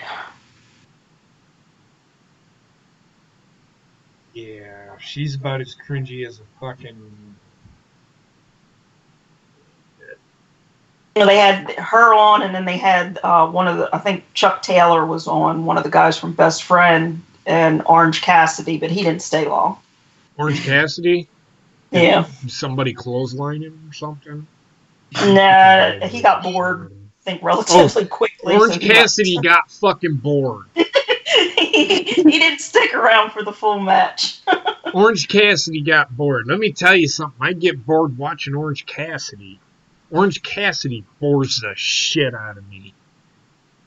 He was well, bored. They did, and I did see Gina put it in. They did mention the audio issues on Being the Elite this week. I don't care. You can mention them. You can mention them all you want. Until you fix them, shut the fuck up. Well, Sorry. That was my point, because I did agree with Heather with what she put. If it was just this week, it wouldn't have been an issue, but it's been consecutive weeks. Yeah, nope. Until they fix them, I don't give a shit. And then, of course, they poked fun at the ratings.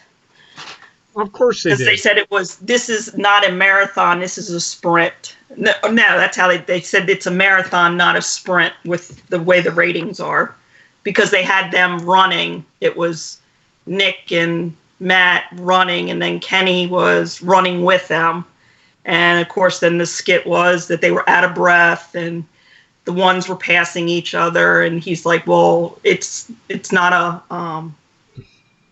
that's how they worded it. It's not a marathon, it's a marathon, not a sprint, to see who gets the better rating. So that was addressed as well. Well, I told you what I thought at the beginning of the show. Yeah. They'll never beat NXT in the ratings. If you want to speak real ratings, they'll never beat NXT in the real ratings. Why? Because NXT has a platform that AEW doesn't.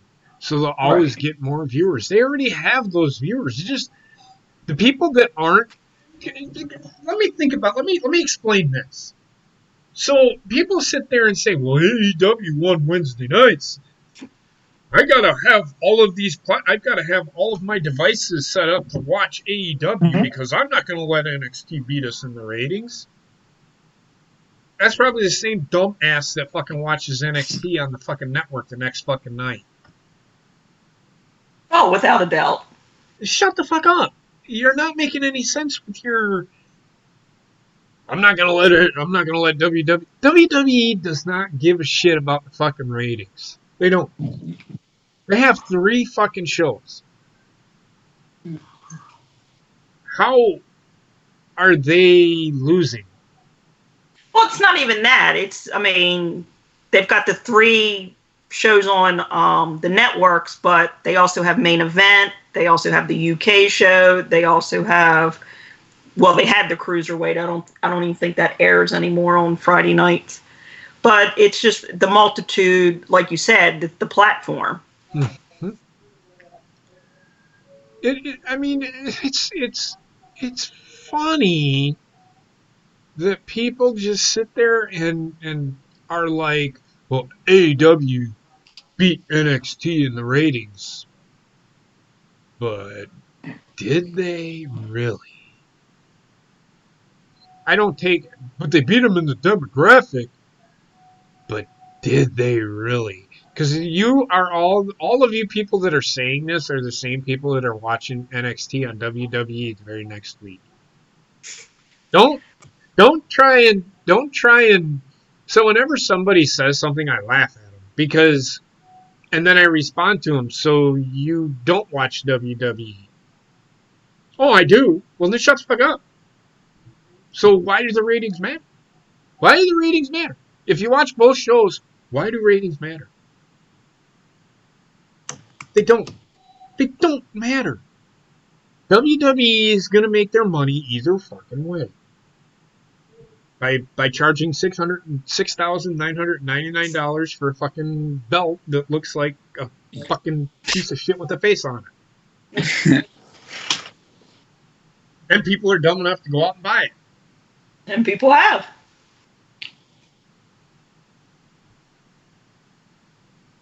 So don't play me for dumb, because you aren't gonna call me out for being dumb. I might make a stupid statement, but I might say something that might not make sense, but I know what I mean.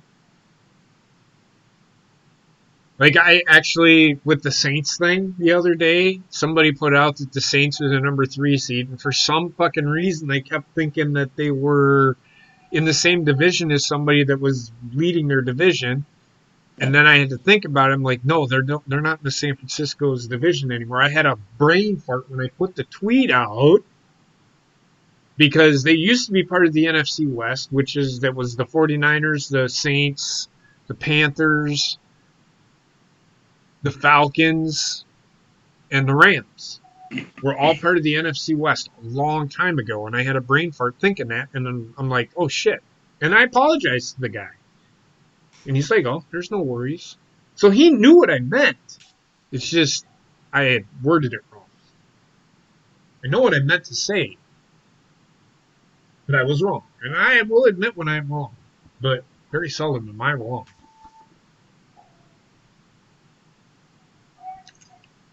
Except for picking fucking games this year. Jesus Christ, that's pissing me It's off. everybody this year. Like last year, we had 2-3 people go undefeated. You and Bobbit went undefeated last year. A couple of different games. And last year I couldn't go wrong. I was going 11-3 every freaking week. Now I can't fucking get a pick right. Oh my god, the hood rat. Right, and it's like you said with the ratings that it's an antiquated system, and that the Nielsen system needs. Not everybody has a Nielsen box. Yeah. Right, that's what it is. You need that box. Mm-hmm. That's what generates. It's not. And that's sitting why here like we are with just the cable box. That's why that dumb shit. That's why that dumb shit that actually fucking put that tweet out is, I need to get all my devices so that AEW beats NXT. Dumb shit. You have to have a Nielsen box for every fucking piece of equipment, which they're only going to give you one per household. That's how it works. It doesn't work for every fucking device. And I don't know if there's a way, and there should be a way where they can monitor who watches what. Their technology is so advanced these days that there is a way to do it, and but Nielsen's got a monopoly on it that can't. Well, not only that, the Nielsen ratings are used for advertising. Mm-hmm. It really doesn't matter. So yeah, and that's the thing. Nielsen ratings are just for the advertisers and for the networks. They aren't for us to decide who wins what fucking war in what TV battle. Right. If that was the case, wrestling wouldn't be anywhere near the top. if that was the case, there would be a Nielsen box built into every single TV and every single device. There would be some way to put that in there to make sure that they got all the correct ratings. And even then, I think they'd skew it to their favor. See, and I'm even thinking too, with technology today, all these smart TVs and devices, somehow that's going to be incorporated, if it's not already, that's going to be the reasoning with, like with the Best Buy sales and stuff like that. You kind of see all the issues with the technology and stuff today that, to me, I think that is part of why these smart TVs are the way they are today. Because, I mean, they can be used to be spied on. You can be spied on with them, with any of your devices. I mean, it's just a matter of them plugging something into the new device or to the TV device itself without you having to do it. It's automatically going to be right in there. Well, it's like, I'm going to call, within 10 years, you will not see Nielsen as big as it is. It'll pretty much be gone. I'm calling it now. Well, that's fine. Well, whatever. I don't care. I don't pay attention to the fucking Nielsen. I don't pay attention to the ratings. Yeah, I get them. It tells, they say, I look for them, but I don't care. I just want to see, it's a talking point is all it is. And everybody seems to think it's an actual... And this is the problem, because AEW will put out a video on Being the Elite about fucking ratings, and then they'll get these fucking stupid fucking... I'm gonna call them fucking millennial boomers that think that the fucking shit is fucking gospel. What these fucking four goofheads fucking say. Because that's what they are. They're four goofheads. Yeah. They're four guys. They're four guys that happen to be wrestlers that think that they can fucking book a show. I have yet to see them book a show perfectly. In fact, they don't even do it. They have producers like WWE does backstage. They have Arn Anderson and fucking Tully Blanchard, DDP, and all these guys backstage producing the shows for them. Which you look at fucking the show, Arn Anderson is booking fucking AEW right now, and he's booking it like WCW. That's why you see all these fucking run-ins all the time. Yeah. Because him and Tully Blanchard are booking the heels. Because that's what they're good at. Kevin Sullivan is another fucking guy. I think he works for fucking AEW. No, he works for Impact. He's another guy. He's another problem. But so there's that, and then they're goofheads. They are. I don't know how else to explain them. They're great wrestlers, but do they know every inner workings of the business? Does Cody know everything about the business? His dad may have taught him stuff, but he doesn't know everything. I don't even think Tony Khan knows everything.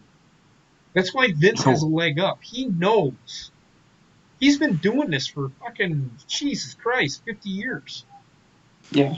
Come on.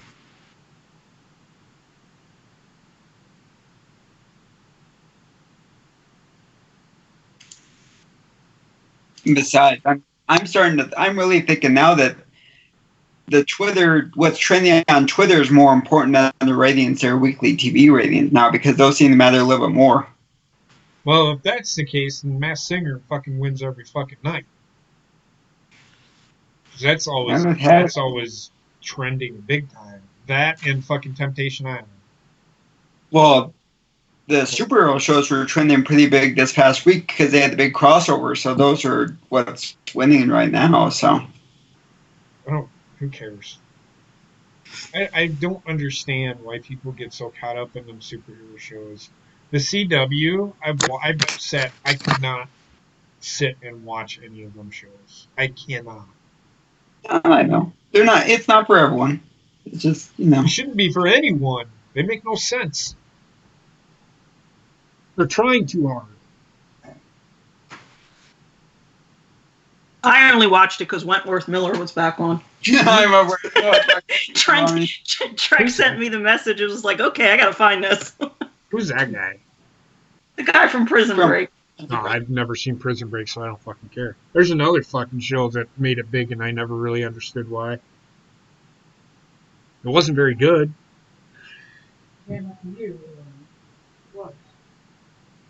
It was all about the guy that was on there. This guy, I guess, was the only reason that it was people were watching it. I didn't understand. Just the kept concept escaping the prisons. They're working on season 6.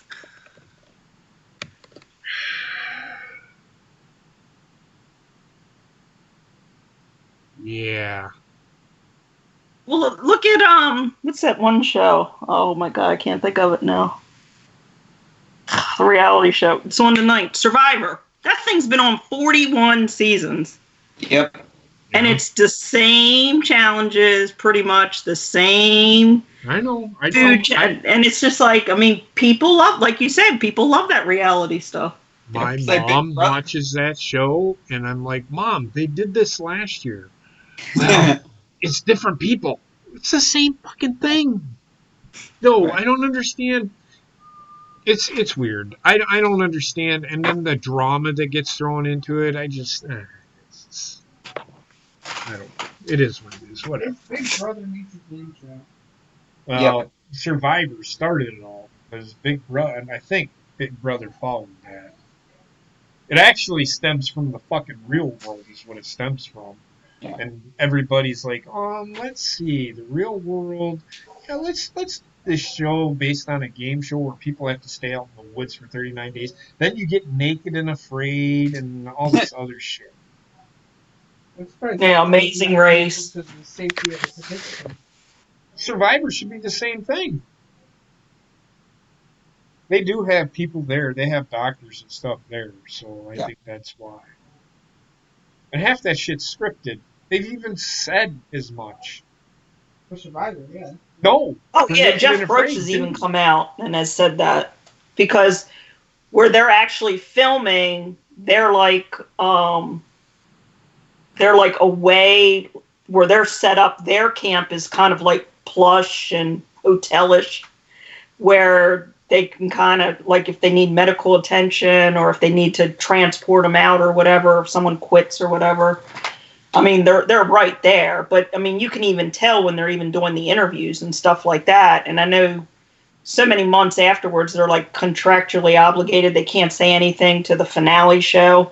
But even John Morrison, when he was on there, he had said the same thing. He came out afterwards.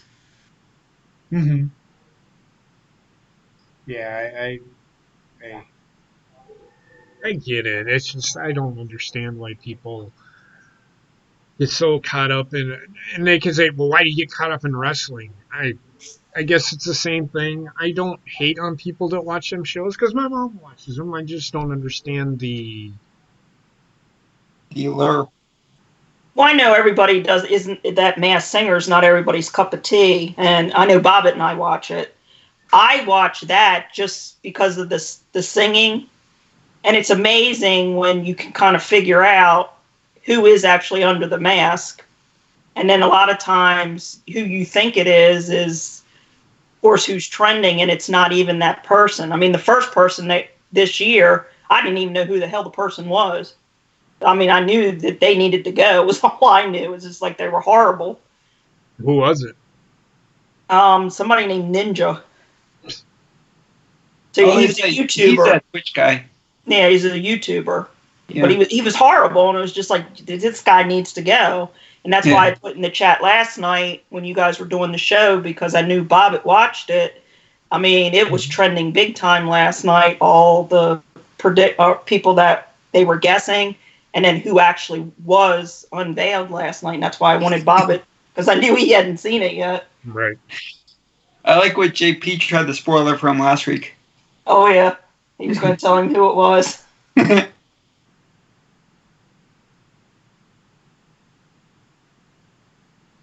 like what they're doing with Adam Cole. You know that platform? He's standing on it. Yeah, he's up on that Yeah. in the rafter.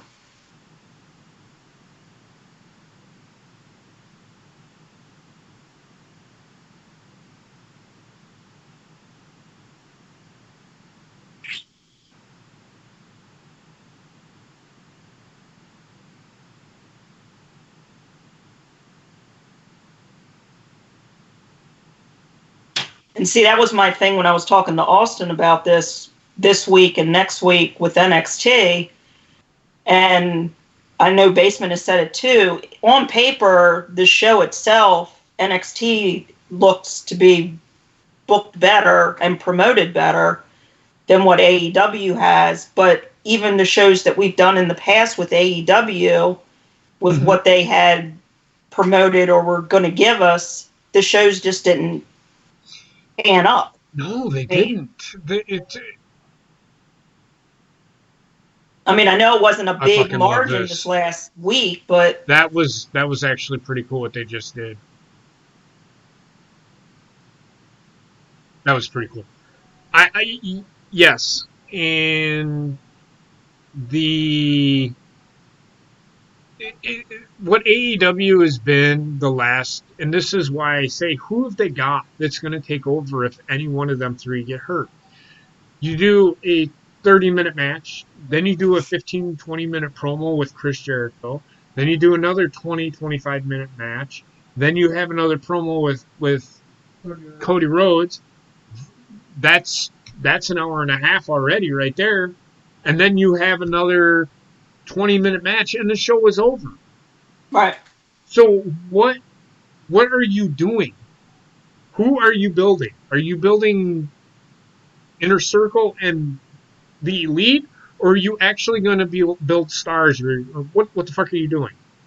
That's my problem with AEW right now. That big issue is that they say by the broadcast company, but yet their broadcast company, they know better. Like That being audio issues. Yes, and that being said, I don't give a fuck who it is. You can blame the network, you can blame whoever, fix it. I don't fucking care. We've told you, fix it. I don't want to hear you talk about it, fix it.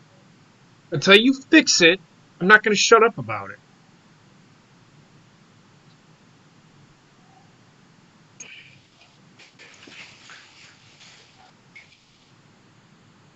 Not only that, but it's what, 2 months in, they're already blaming the 3. network? That doesn't look favorably on AEW if they're blaming the network. That's not going to look too good when it comes time to renewal, and you're not going to get as good of a deal as you used to. 3. You're 3 months. Correct. 3 months. Well, not even that. I mean, it wasn't like that happened just last week. I mean, we have been complaining about the low volume or the echoing with the ring, and I mean, it's not just last week where you couldn't hear commentary. It's been consecutive weeks, and like Heather said, I mean, if it was 1 week, yeah, but it's been multiple weeks, and now you're going to address it because I guess it seemed to be more of an issue with people this week because they couldn't hear commentary. Which to me, I mean, I don't keep the commentary on when we're doing the shows. I just keep the closed caption on. And the commentary team they have, I don't think is all that great. No. They need to get rid of Excalibur. They need to get rid of Excalibur. JR just doesn't have the same passion. Just no enthusiasm from him, and I don't know. And it is what it is, but that's my criticism. It's not the JR that I once knew, and I don't want to see him. And if people can't accept that as an opinion, then they can fuck off because I don't care. Well, it's like the wrestlers. I mean, he's older, and it's like the wrestlers. They get in the ring. It's not the wrestlers we saw in the 80s. No, Chris Jericho is nowhere near the wrestler that he was back in 98, 99. Right. Not even fucking close. People say that he's the best he's ever been. You on fucking dope right now. His mic work is evolved immensely. He's always been a great talker. The talking points isn't the thing. His wrestling has declined over the years. It's not the same. His finishing move The is back a elbow. fucking back elbow. What is that? That's Austin is he is the same way. He's like, that is the laziest It is the move. laziest, dumbest, and most unimpactful fucking move I have ever fucking seen. New Japan does it more impactfully. It's not a finishing move in New Japan. Number one, huh? It's just a move. It's just a move. Right. And Well, and even the one guy in New Japan, the 50-year-old, I think is Suzuki. Yeah. I mean, there's two of them. There's Tomohiro It's- Ishii. There's like 4 or Minoru 5 Suzuki. fucking 50-year-old guys. Minoru Suzuki is probably the guy you're talking about, but yeah, he's kind of balding. Well, he's pretty much bald, but he's kind of like the sumo style shape. oh, you're talking about Tomohiro Ishii is only 41. He looks like he's 50, but he's only in his early 40s. He's younger than me. Yep. I think he's only 41.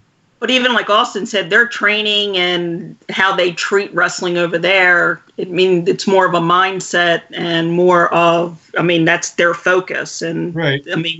what they train for, unlike what we get over here with the entertainment. Yep. And it's also, that's the way their culture is. They do something, they go all in on it. All in, right? That's what Austin said. They focus more on the wrestling aspect than they do anything else. They do their storytelling inside the ring, which makes New Japan my kind of wrestling. Yes, the promos need to be there, but you don't need to have them all the time. Like, I can watch Wrestle Kingdom and tell you what's going on because they do storytelling. You don't even have to understand Japanese to understand what they're doing. It's Right, because last week what they did is on Access, they did 3 hours, and they did 3 hours of G1 Climax 29, and then this week I think is 30, and I think it's leading up to with Wrestle Kingdom coming, was it January 4th and 5th? Yep. So they just have been airing like the repeat shows of the big ones, and that's what because we never watched until this year, like the G1 Climax, and this will be the first year we physically watched Wrestle Kingdom, where we just didn't watch select matches that they put on Access. We're actually going to watch the whole thing. Yeah, I don't think I'm going to be able to stay up. I might watch it the very next day, but yeah, I think it comes on at 2:00. Yeah. Saturday morning, and then it comes on again. Night 2 comes on again Saturday or Sunday morning. 2:00. Sunday morning. Yep. So, and I'm thinking we might have to do Wrestling Memories. Probably, I'll talk to everybody and see if we can't do that before Wrestle Kingdom, because I want to kind of give my predictions for that, because it just makes sense too. I mean, this week in Or this week in This wrestling. week in I'm sorry, wrestling. yeah. Do it after fucking SmackDown.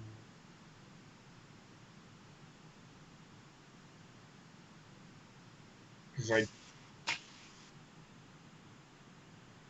yeah, I'll figure something out.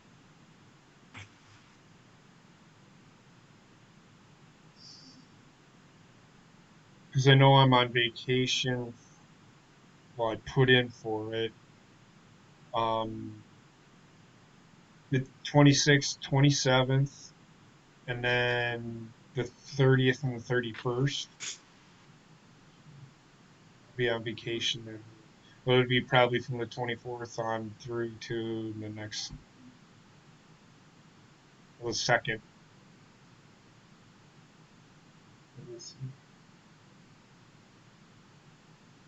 You want to sit here, Heather? Probably.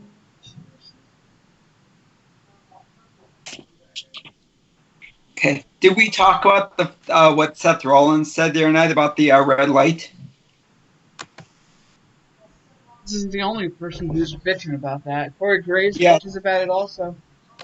Well, so is Wyatt. Wyatt was saying he can't even see with the red light on, so they're gonna have to turn it down or something. Well, it's even worse for him because with him, it's the red lights, you got the mask, and you have contacts on the guy. So Yep.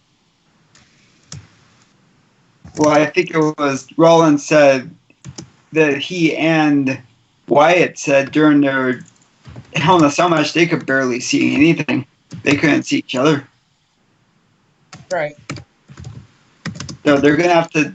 You could tell they're starting to. They toned it down. Was it when it was him versus Brian? They toned it down a little bit, but they're gonna have to really do something else to tone that shit down because if even their performers are starting to say they have problems with it, then Well, you can say that makes you immortal, but if they ain't helping you.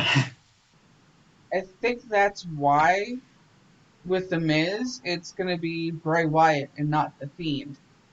Yeah.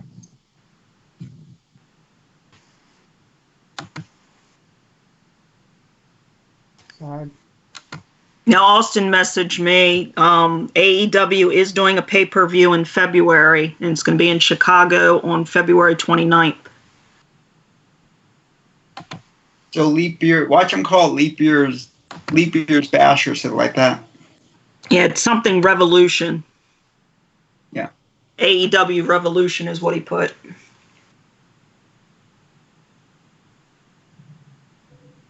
Yeah, he said he's watching NXT next week.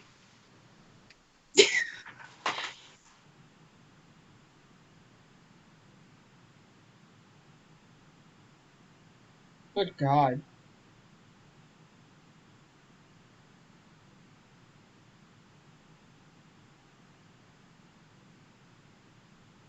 Tell you one thing, these boys are giving us one hell of a match. Yep.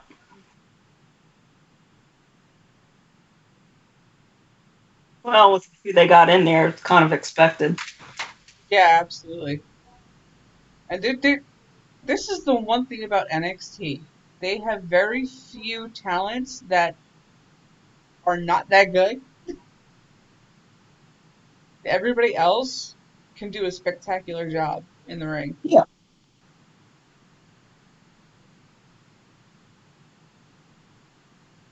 Well, and also, I mean, even with their women's division, I mean, to me, it's leaps and bounds above AEW's. Light years. Light years. Not leaps and bounds. Light years. I mean, even the bad ones like Bianca Belair we had tonight. Right? She's got something. And with AEW, you have some good women there, but you're showcasing the bad ones. Yeah. Such as T-Rex. Yeah.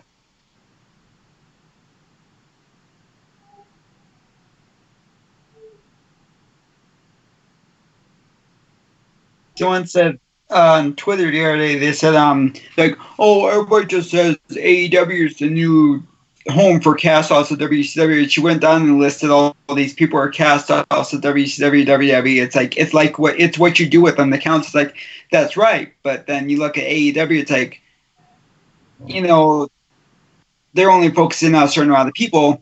It is turned into WCW because it's like WCW after all only focused on certain people. They focus on Hogan, Flair. They focused on Sting, and that they didn't let anyone else get to the top. Right. So I hope that they learned from WCW's mistakes, or they're just gonna be ending up there. I hate to say it, they're gonna be end up like TNA. Well, it's not even just that. It's the fact that so far they have focused more on being the elite and the inner circle. They're forgetting the women's division right there.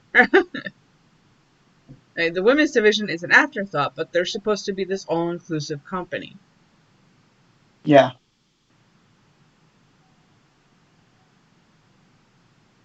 I think JP and everyone I think JP and you mainly brought up that the botch, the first wrong thing they did from episode 1 is they brought in that faction immediately when they should have built it up slowly. But they immediately had the inner circle form. It was like they didn't take their time with it. They were just like blowing through everything. Kind of. Well, and I think that was kind of created because of being the elite. There was really nobody else other than that group. But I mean, they've kind of separated them into tag team matches and independent matches. But I mean, I see what you were saying with building them up slowly, but there wouldn't have been anybody to go against that elite. What was the issue with the red? I was going to the bathroom. I'm sorry. We were talking about the building of the inner circle as quickly as they did. Oh yeah, no. Bray Wyatt's complaining about the red lights. Even Bray. Okay. I mean, You can't see. well, of course you can't. But fucking wearing that goddamn mask, you can't see shit anyway. Again, the red lights. I don't think it's as big of an issue as everybody's making it out to be. I get it, but I don't think it's that big of an issue. When you're talking about people going into seizures and shit, even the littlest of sounds can fucking put somebody into a seizure. It don't fucking matter. You could tap somebody on the shoulder and they go into a seizure. Oh no, that's not what I was saying. I was just saying Let that me finish. Rollins. Let me finish.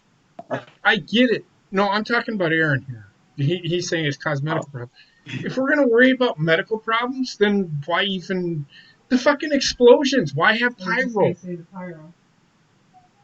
So it's the medical problem shouldn't be the reason why WWE shouldn't do the red lights. The problem that they should do is you can't fucking see shit. Yeah.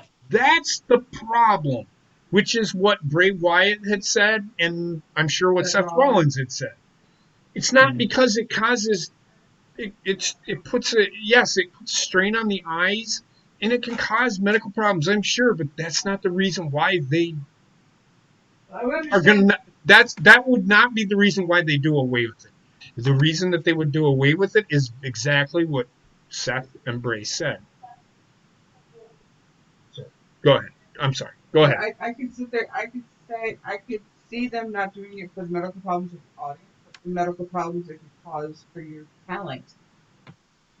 So it's them straining their eyesight. No, them missing a step because they can't fucking see shit. Right. That is where the problem is. It's not because, oh my God, somebody's going to go into seizure. If that's the case, then huh? Well, then where are you going with it? I said with the talent causing them to strain their eyesight, not being able to see. Yeah. It could end up giving them chronic migraine issues, and you could fucking sit there and Go ahead. it could cause problems with just your talent alone. Okay. So never mind the audience, but your talent, people you pay to put on a show. But that, again, I'm going to say this. That is not going to be the reason why they're going to stop doing it. If a medical problem isn't going to stop something, if somebody gets seriously hurt, that's when they'll do it. Or they can't see anything. That's when they'll do away with it. Not because somebody is going into a seizure or because the talent can't see. They can see. It's just they need to confine them to the fucking ring. Can't be chasing them all over the fucking ring. That's the problem. So the red light thing with the medical is just a non-issue with me. Because if that's the case, then everything is a medical issue. Think about it. Like I said, you could tap somebody on the shoulder and boom, they're in some sort of, if you don't know. It's just the way it is. But yeah, that's all. Yeah, like you said, I mean, the explosions, I mean, people with PTSD. Yeah. Loud noises. Yeah. The strobes, I know that was a big issue with entrances. Mm-hmm.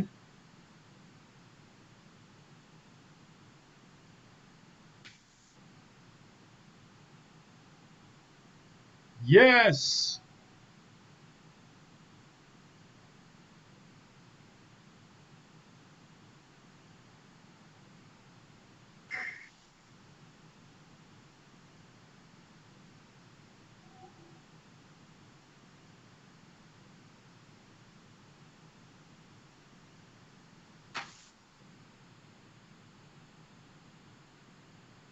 I think they're going to have Kieth Lee win this match, I think they are too. which saves Finn Balor and Tommaso Ciampa for Adam Cole. We'll see. They can have cause shenanigans. They can keep it strong from losing. Yes.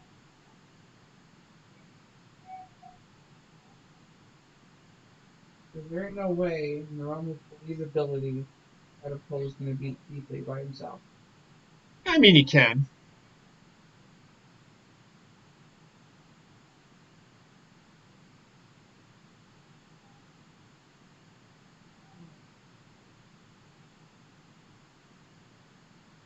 Not getting a blanket for Christmas. So,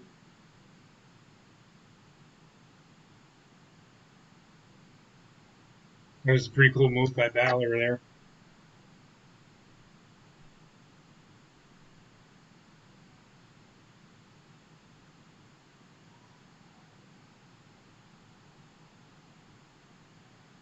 That wasn't a coup de grace. That was just a foot stomp. And that's not going to beat Kieth Lee. It's a pretty good move, though.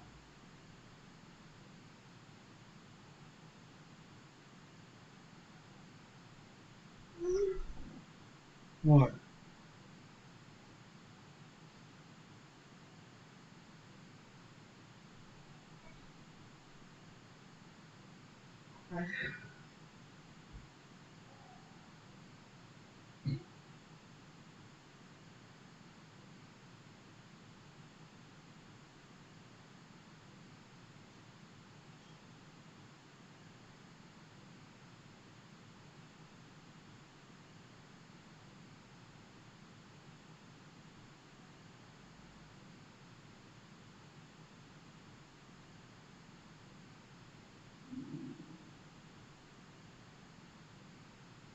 Interesting.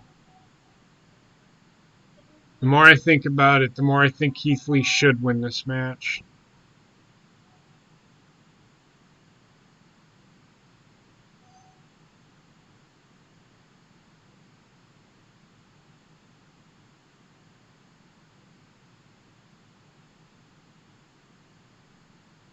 On average, yes, but that Tommaso Ciampa weighs more than that. Tommaso Ciampa weighs 210 pounds, and Finn Balor weighs 195.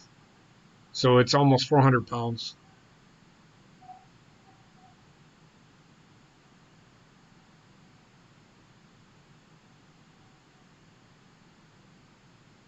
Actually, it's over 400 pounds, 405 pounds.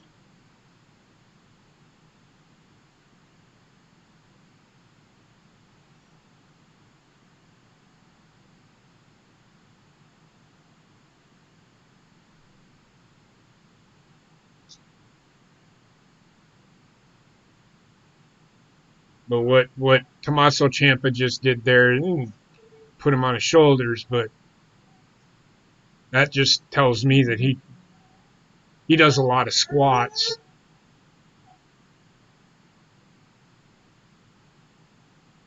Wow. It's not Kieth Lee's finisher.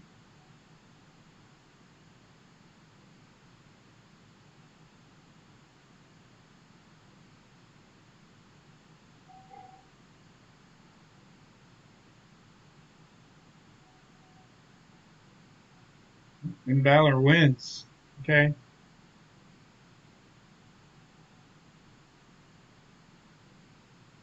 Is Finn Balor going to beat Adam Cole? It should happen. I just don't know if it's going to happen here.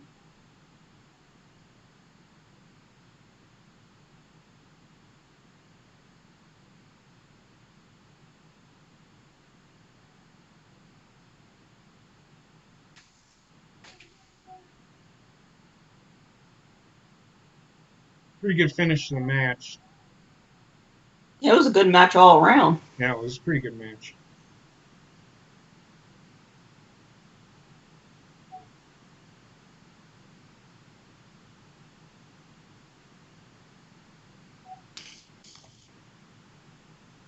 Yep, next week.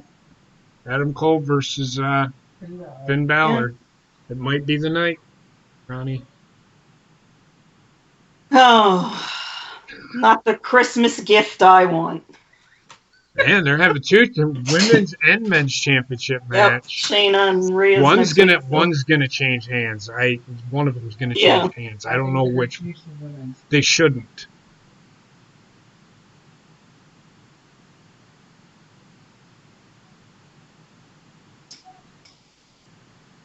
Well, compared to what they're advertising for AEW, I think next week NXT is going to take it as well. Yeah, we're gonna be doing NXT next week for sure. There's two championship matches. Are you kidding me? Yeah. Well, and then Austin messaged me. He's not even watching AEW next week because they're advertising Britt Baker versus Chris Statlander, and whoever wins goes against Riho on the 1st. Oh my god. So he says, what's the sense of the rankings? Because you're putting two people that are not even in the top 5.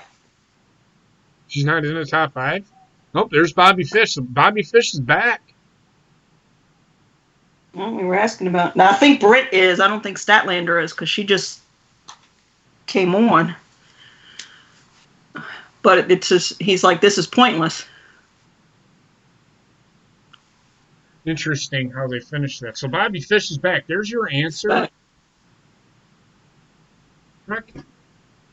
So no more talk about Bobby Fish. Okay.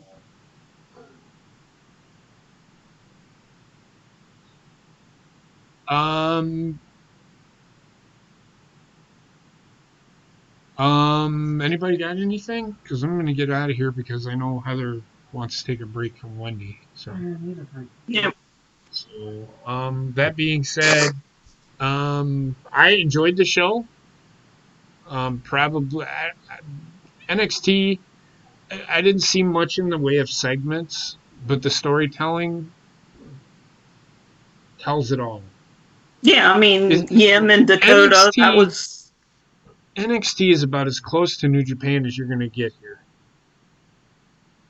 For me. They do most of their storytelling inside the ring. And I love it. That's why I like NXT. Best match was probably this final match was probably one of the best matches in the night. Period. Ronnie, what about you? What say you? For me, it was this last match. I mean, I didn't mind the Leo Rush and Garza match. I mean, I thought it was a good match, but just how we figured out with the proposal and all. I mean, if that was the only reason they're putting it on him and they're going to flip-flop that title, I mean, that's kind of pointless, but I guess we'll see where it goes because I'm not sure who he's going to defend against next. Who? Garza. I mean, if he's not going to go against Leo. Yeah, they're going to flip-flop the title. I hope not, but we'll see. Yeah. We'll see. But yeah, match of the night, I would say, was that finale, that main event. Yep. Trek, what about you? Yeah, match of the night for me was the main event. The women's match between Mia Yim and Dakota Kai was pretty good too. I just hope Dakota Kai is not hurt too badly because that was a nasty ass bump. Well, you've seen people take nastier bumps. She's fine. She's fine. They're going to play up the injury. It was a good show all around. Yeah, I agree. It was a good show. Great storytelling in the ring. Not much in the way of spending too much time cutting promos. I like that kind of stuff. I would rather, if you're going to make a show wrestling centric, make sure you're telling a story inside the ring. And they're doing that, and I'm okay with it. Heather, what about you? Good show. Main event was an awesome match, as we expected it to be.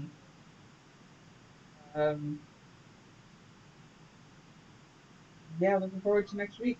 Yeah, me too. We will be streaming NXT next week because of the matches that are taking place. So that being said, we're gonna get out of here. Everybody have a great night, and we will talk to you.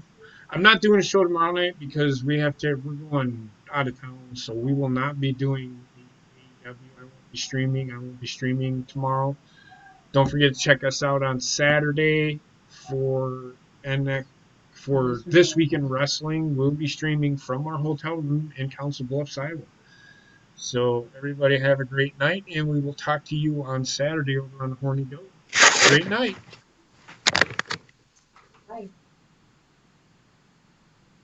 Hey, folks.